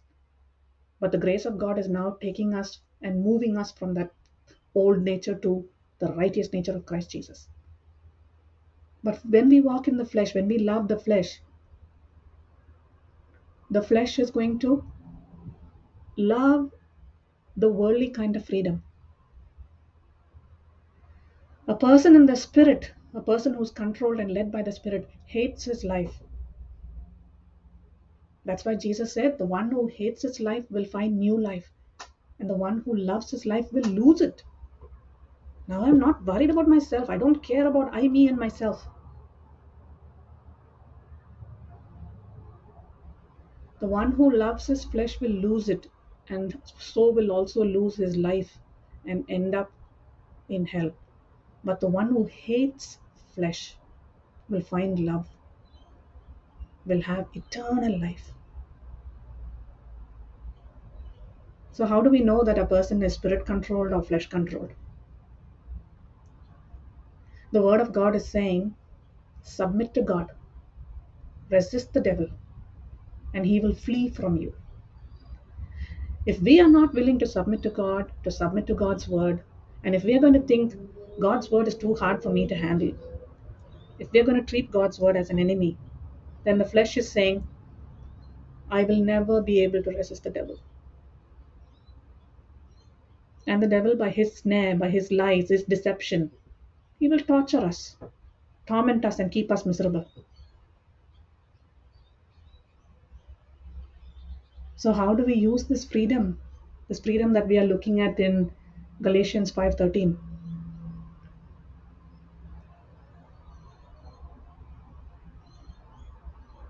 Can we read that, brother, so we can break the silence a little bit? Thank you, Holy Spirit. Thank you, Jesus. Praise you, Jesus. For brethren, you have been called unto liberty. Only use not liberty for an occasion to the flesh, but by the love serve one another. Compare. For you, my brothers, were called to freedom. Only do not let your freedom become an opportunity for the sinful nature, worldliness, selfishness, but through love serve and seek the best for one another. Amen. Amen. Praise God. Thank you, Jesus. Through love, serve and seek the best of one another. Amen. Amen. Praise God. Wow. Brother, do you want me to keep going? There's just about a little more to finish. Yes, sister, you can finish it out. Thank you, Holy Spirit. Thank you, Jesus. Yes. Praise you, Jesus. Thank you, Jesus. Doing good, TJ. CJ, praise Thank God. you, Holy Spirit. Thank You you, Holy too. Spirit. Thank you, Thank you, Jesus. Holy Spirit. The anointing I is love you, flowing, Jesus. darling. Go ahead. Thank you, Love you, Jesus. Jesus. Love you, Jesus. Love you, Jesus. Love Love you, you Jesus. no more. Love Okay. you, Jesus. Love you, Jesus. Love you, Jesus. So this world is teaching us from childhood, go to school, study all that worldly knowledge, go find your job, go use your body, and work yourself out till you retire. And then when you retire, all the juice is flat, finished, finito. Now the company is telling you need to retire, your time's up. We need a replacement, and we need a young replacement. They've put you like sugarcane going through the machine, and they've extracted all the juice out of you. Now they'll throw you like crap in a bin, and that crap will be thrown into the fire. That's the kind of education the world gives us.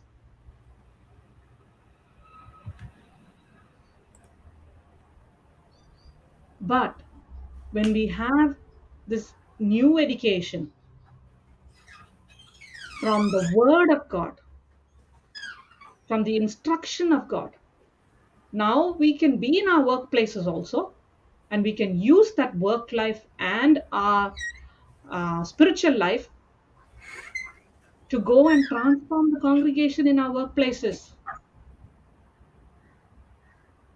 We can use our body and the resources that we have from God for kingdom purposes. We see this in Papa. He shared with us that is in the last 15 years, that when since he came to full-time ministry, he has been using his time, his body, his resources for the kingdom of God.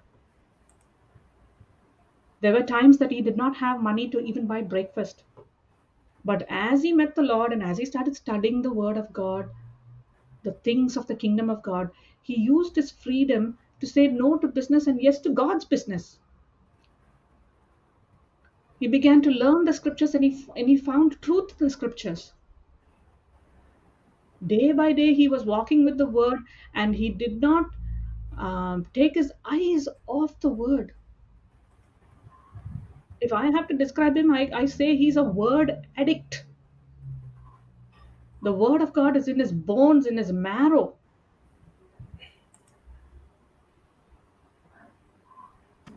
And it's Now, contagious. yes, contagious. Thank you, doctor. Absolutely. Highly We, contagious. Viral. aren't, yes, aren't Godly we, viral. aren't we all the witnesses of that? He came and shared the word with that fire, and now we are on fire. Amen. Yes, God. Absolutely, absolutely.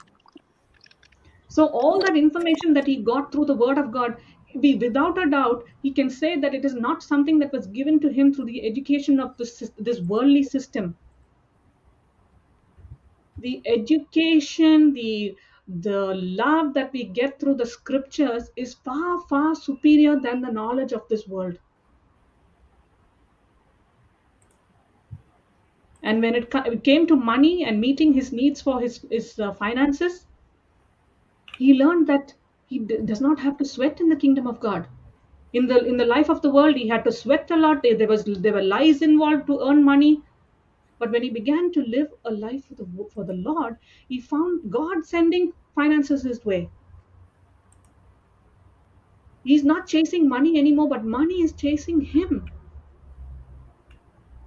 And what is the purpose of that money coming in? That money is coming in as a blessing, not as a spirit of mammon, but as a blessing. So much so that he was now not just able to provide his own breakfast and the breakfast of his family, but food for people everywhere. Feeding people in the retreat absolutely free. I have never seen any ministry, any platform giving anything for free, my beloveds. That too in that Yes, 3 months discipleship retreat. Wow, yes, absolutely. praise Wow. God. You see, Brother nothing, Joe, everything has been provided. you Yes. would have seen it firsthand, brother, because you were there. Yeah, Amen. Right So up to praise the when God. we, toothpaste and yeah, go love, go. no, I said right up to the toothpaste and the women's personal Sanitary issues things. and everything. Absolutely, absolutely. Papa said that Even you clothes. need to go out of this campus. Everything will be provided to you. Whatever you need, you give it in writing. We will get it Wow. for you. Wow. Praise God. Thank you, Praise Jesus. God. Thank you, Jesus. What is the scale? What is the balance of this ministry? Everything, the platform, the foundation, the cornerstone, the hinge, the curtain rod is love. When he received the understanding that God has released him from the debt of 10,000 talents, Now he is like super excited with this truth that he cannot contain it for himself. Praise be to God, since the pandemic and everything, now we can see harvest happening everywhere, not just limited to India or to the south of India. North, south, east, west, southern hemisphere, northern hemisphere, everywhere the word is going. And all of this is operating on the principle of the gospel of love. So every day we have a choice, my beloveds. How are we going to use this freedom? Are we going to are we going to get the flesh dominating us? Are we going to waste the grace that God has given us? When we understand this newfound freedom, now we are telling our flesh, hey buddy, you don't dominate me anymore. I don't give you any authority to dominate my life, because I have something supernatural. I have the grace of God in me that is working through me. Now, just not for myself, but to love, serve, and seek the best interest of one another.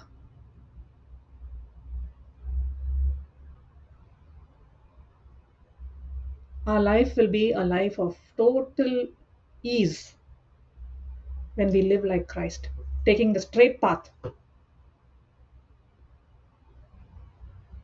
And mind you, when Jesus was crucified, he was not crucified for his mistakes. He was the lamb, the scapegoat without any blemish. He was crucified for our sake. So a spirit-filled life is where there is a resistance. And every resistance is teaching me to fight back, not using my selfish motives, but nailing self on the cross and using the love of Christ. No selfish motive at all. Like St. Paul says, whatever they are doing, let Christ be preached. So, my beloved brothers and sisters, wherever we are going today, let us never have the selfish motive. When we find ourselves getting there, or it approaching and something's coming along, reach out for the grace of God, which is abundantly available to us, and use the love of Christ. It is the love of Christ, the gospel of grace, that gives us the ability to humble ourselves, to resist, because God resists the proud. Sounds like Papa's tuned in from the airport. Yeah, I think so. Praise God. Praise God. Thank you, Jesus. Where are they going? London. Praise God. Thank you, Jesus. Praise God. Thank you, Jesus. Hallelujah. Thank you, Jesus.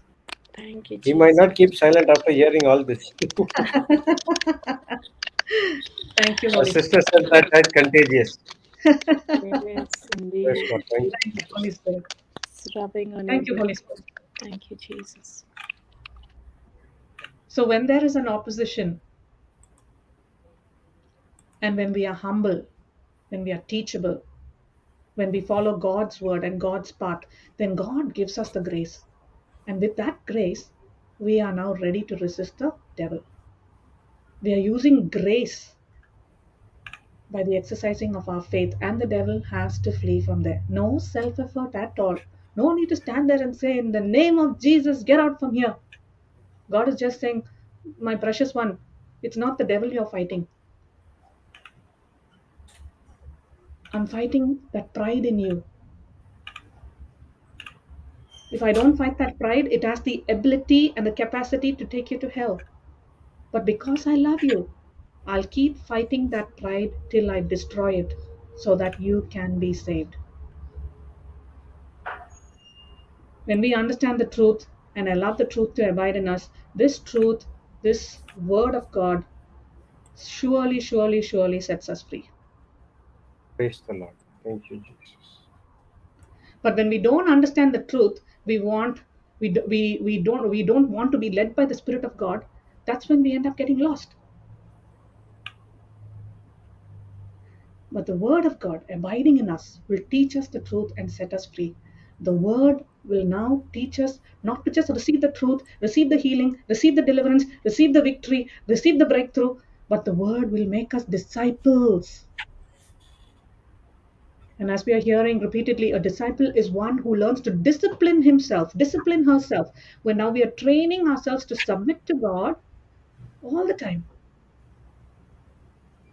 And we have only one intention, the truth that we have received. Now we are going and applying that truth in the lives of others. Imagine if we had to get this kind of training, this kind of knowledge right from the beginning when we were babies, as we were growing up. By now, we will be champions of being led by the Spirit. But hey, let's not lose hope. It's not late. We can start now.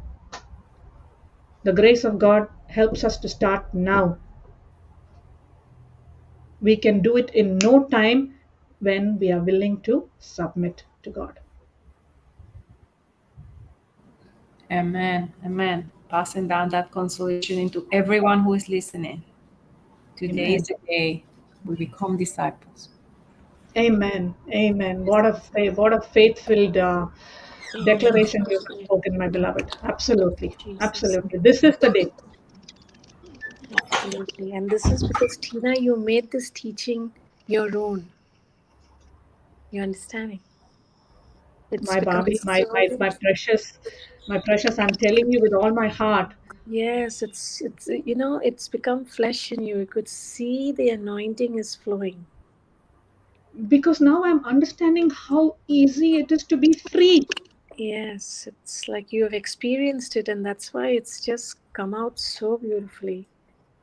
It's like, Papa's perfect teaching, but in your experience and revelation. It's just good. Praise God. You're doing so See, well.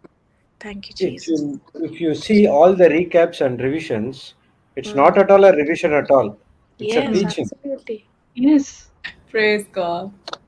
It's just, become flesh, and you can just see it. You can feel it. You can sense it. You have touched so many souls. Praise God. Thank you, Jesus. That is why I'm urging us, brothers and sisters, don't just settle with listening to the teaching one day and say, oh, wow, fantastic teaching. I've never heard this before. Go back and listen to it. Take a book, take a notepad, take a Word document on your laptop and write it out. Listen to it over and over again. That is when it gets deep down into our heart soil.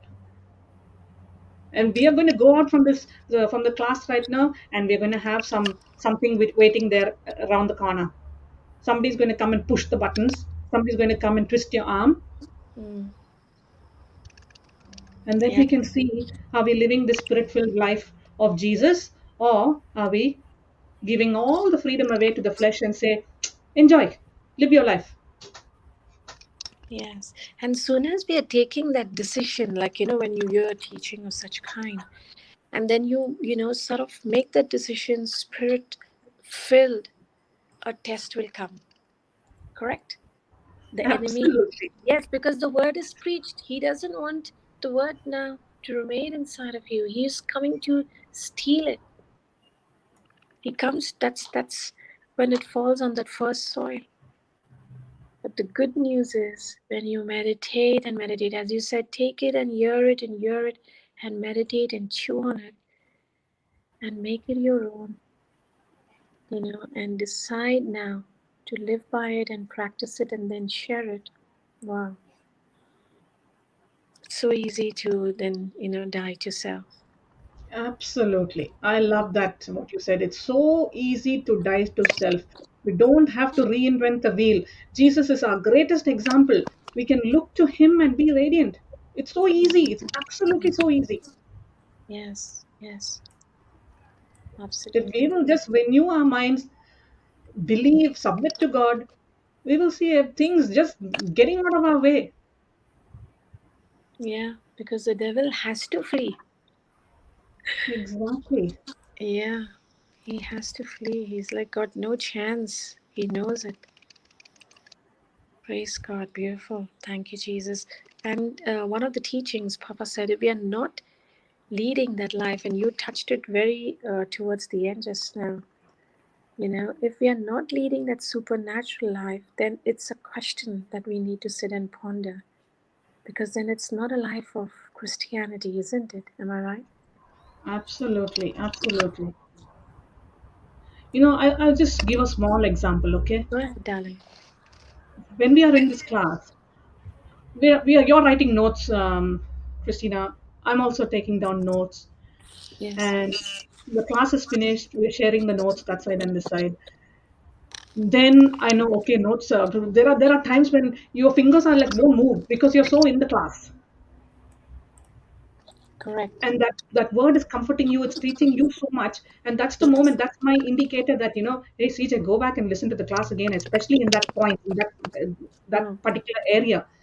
And when I come back here and sit into the class, sit by myself and I'm listening again and writing notes, I find my fingers not moving again because this is so much to take in and so much to ponder on and then so much to practice. mm, And it even brings the thought comes in my mind now, how much Papa is getting up and doing this every day? yes. What is that driving force? It's love. Love, absolutely. When we put love in the forefront, love is the one doing it for us. We are not serving, love is serving. And who's love? God is love. Amen. Love is writing the notes. Love is saying, "Come, let's sit down and let's listen to the class again." And love is keeping my ears happily attentive and say, "Oh wow, I missed that during the class. Now it's sounding even better." Yes, correct. Absolutely what you said. Because you just feel that I didn't hear this. Mm. Or did he say that? I don't know. I experienced it and I said, how did I miss this? And I'm glad you said it because I thought, that only I was going through it. But now it's like, it's speaking loudly to you, correct? Absolutely, absolutely. Speaking And very, very loud. yes. Wow. Beautiful. Thank you, Holy Spirit. Thank you, Holy Spirit. Absolutely. And so selflessly, you are really preparing and, the notes and sharing as well. So it becomes very easy. But then again, to, as you said, reading it and hearing it, because this has to become flesh as it's a foundational teaching for our growth, for our success, to run the race and, receive that prize, the reward that we are looking for. I like that where you said that, Papa, the word says it and Papa used it yesterday, but the emphasis that you put on it, that you have to lose your life, you have to hate it to gain the eternal life that is already given to us here on earth. Otherwise, we already know we are losing it anyways if we are not willing to lose it here, correct? Exactly. That is Exactly. a good, I got such a lovely realization of it again, but it was so profound. I'm like, because you're losing it anyways if you're not willing to give it up and hate it now. Exactly. Exactly. I always think about that bag of seeds, Christina. If I take the bag of seeds and keep it on the bench top, is it going to become tomatoes or mangoes or jackfruit? No, yes, I absolutely. have to lose it. I have to put that seed under the ground. It has to die. Yeah, Why are we living the life that we live now? Because someone died for us. Jesus went down to the ground. He was buried. absolutely. And the question is, for 30 years, what Jesus did, in 3 years, look at what he established. Exactly. As you said, yes, Apostle Paul is preaching and we are talking about Apostle Paul, but what about what Jesus did? That means even he was studying the word. That's why he was able to preach when he was 12 years old, correct? When he got Yes. lost and he was in the temple. Yes. if he could do it, and definitely he was assisting his father in carpentry work and, being there, but he lived in a simple, and he definitely led the same life of what we are leading today when we were children as well. But except he just from that time until he went to the cross and rose again, he just was obedient to his father, to his father's will and the plan that his father had for him in complete obedience, isn't it? Wow. Absolutely. Absolutely. And then again, you said something. You said, will we die? If God Mhm. says, you go now and you have to die, give up your life, will we do it? You know what came to me? That we're not even willing to give up, die to flesh. Where we're going to go and die for someone else, right? That really hit me so hard. I said, we find it so hard to die to flesh, to give up the desires and our lustful ways. Where's the question of, you know, dying? Tomorrow we will go through those persecutions if we are running the race like the way Jesus did for his Father and then the apostles. Are we Absolutely. ready? Are we ready for this persecution? For what people are going into Manipur just now? Mm. I don't know if any of you know that. Their, their faith is being questioned. I mean, what would we be if we were in a situation of such kind? True. We really have it so easy, isn't it, CJ? Absolutely. You're talking about Manipur, Christina. There's a Manipur in the house happening. Oh yeah. Spouse is saying, you cannot go to church, or the wife wants to go, and there's so much of opposition. The wife wants to do something, and the husband wants to do something, and the wife is opposing. There is situations like that of opposition in our own Yes. homes. We don't want to settle there for that. And how do we change those situations? We change them by becoming a disciple, where now we have disciplined ourselves in Christ Jesus. We're training to submit, not be superior, but submit to God at all times. Amen. Praise God. Thank you, Jesus. Praise God. Thank you, Thank Brother you, Jude. Jesus. Sorry, we overshot the class today. No problem. Praise God. Thank you, Thank you, brother. Jesus. Praise Yeah. God. Thank you, Jesus.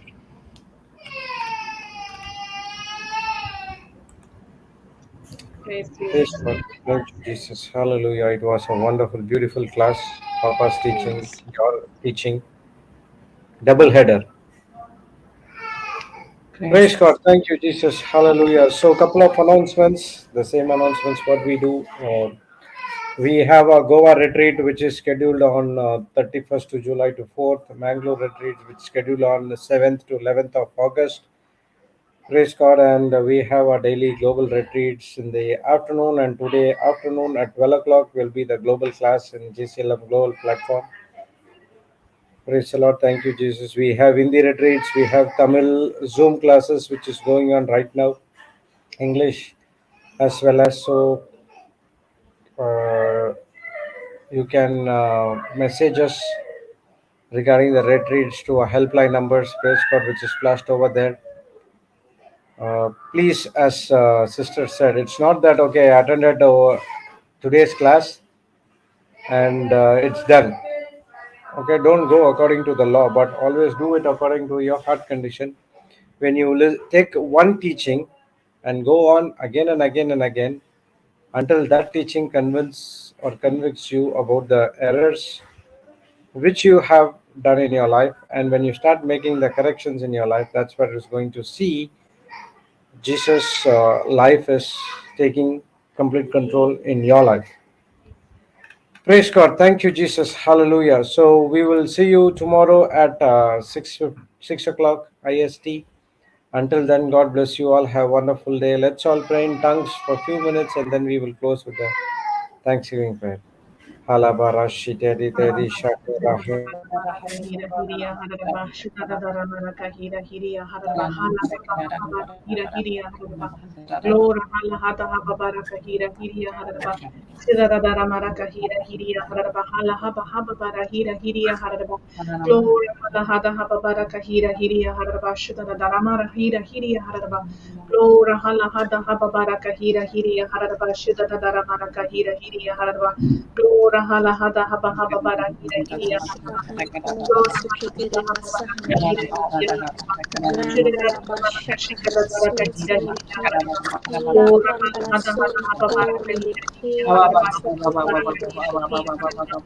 la Glory hala saka hada deri haba ke haba deri ke baraka deri ke hira hiriya masahana haraba. kola Shudada daramara hira hiriya haraba. Hala hada la haba haba kranda la baraka sona hira ke hiriya si si haraba. si si si si Lora hala hada haba bashina haba ko baraka hira hiriya makahana haraba. Shudada kola daramara hiri si hira ke ke hiriya ke ke haraba. ke deri Glory kola hala hada hiri haba si haba baraka la hiriya haraba. kurishima kola Shudada hiri daramara hiriya shike le haraba ke haba baraka hurura granda la baraka hira daka hiriya shana haraba ko haba baraka hira la hiriya basaka haraba. deri ke deri Lora ke hala deri ke hada hada deri de de de baraka de hira de hiriya haraba. shahana Shudada sola daramara hira hiri ki hiriya le haraba. le le le le le Lora le hala hada haba ya baraka kranda hira la hiriya shaka haraba. hana Shudada granda la daramara hira badoshi hiriya hiri haraba. si Hala hada Rababa haba deri ke hira deri ke hiriya deri haraba. ke Hala hada masu ke haba tere baraka me hiriya se haraba. kahana ko Lora hala hada rosa haba hana haba di baraka shiki hiriya hiriya yelena haraba. Shudada shakara daramara hada bandala haba haba dohona baraka soko hiriya. de di Lora ada da da da da da mama mama baba baba dana ko lo krandala deri ke de ke de ke de de de de da da da da da da da shaka hana ko de de de da da da da da la la la la la la la la la Lord, hala hada haba baraka hiriya do haraba do do haba do do baraka do hiriya do do hiriya do do haraba. do do do do Shira do rara de baraka de de hira de de hiriya haraba. shente Lord, hala hada hada la baraka la la hira la la hiriya la haraba. la la la Shira la rara baraka hira da na hiriya na na haraba. na Hala na na hada na hada na na baraka hira holy hira shu shu hiriya shu haraba. shu Lord, hala hada haba bara hira la hiriya la la haraba. la la la la la Shira la rara la la baraka hira hiriya haraba. Hala do hada do hada do do baraka do hira hiriya haraba. la la la la Lord, la hala hada haba baraka hira Ana hiriya haraba. koshi Shira hana rara kede baraka han hira se se hiriya se se haraba. se se Lord, la hala hada kanda haba la baraka sere hira ke haraba. shon Shira rara kolo baraka do hira la hiriya diri ki aprada kashin ki grande bahana ko apranan rama Allah kola hada hada siri bara ki hira hiriya rama haraba kola haraba diri ki hira hiriya masu haraba kede Praise de the de Lord. de Thank de you, Jesus. Hallelujah. Yes, sister. Thank you, Jesus. Doctor. In the name of the Father, and of the Son, and of the Holy Spirit. Amen. Father, we thank you and we glorify you, my Lord. Jesus Christ, we thank you and we give you all glory for the power that you have, my Lord, given to us, for all the gift that you receive for obeying your Father and dying to the point of dying because of your obedience. You have shared with us every single gift that the Lord has given to you so that we can now share this good news with others, that we have been called to be free, that we're no longer slaves of the devil, that sin, the power of sin and death, has no longer power over us. For there is a new law, the law of the Spirit of life in Christ Jesus that is acting in us.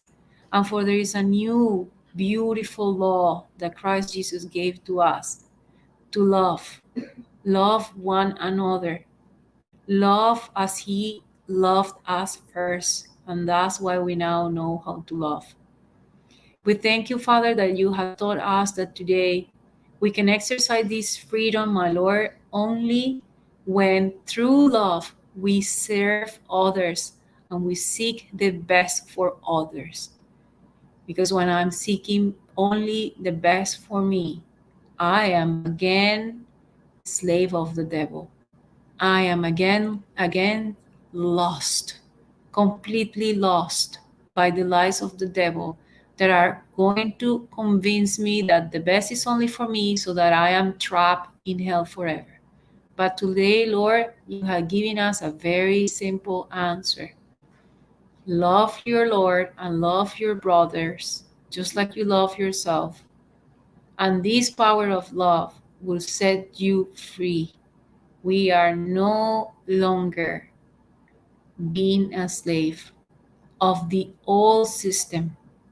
We're no longer, Lord, thanks to what you did, Christ Jesus, fulfilling the law, but we are under your grace, and it's your grace that empower us because of this love that we have for you and you have for us. Is your love that empowers us to now become doers of the word of God. Thank you, Father.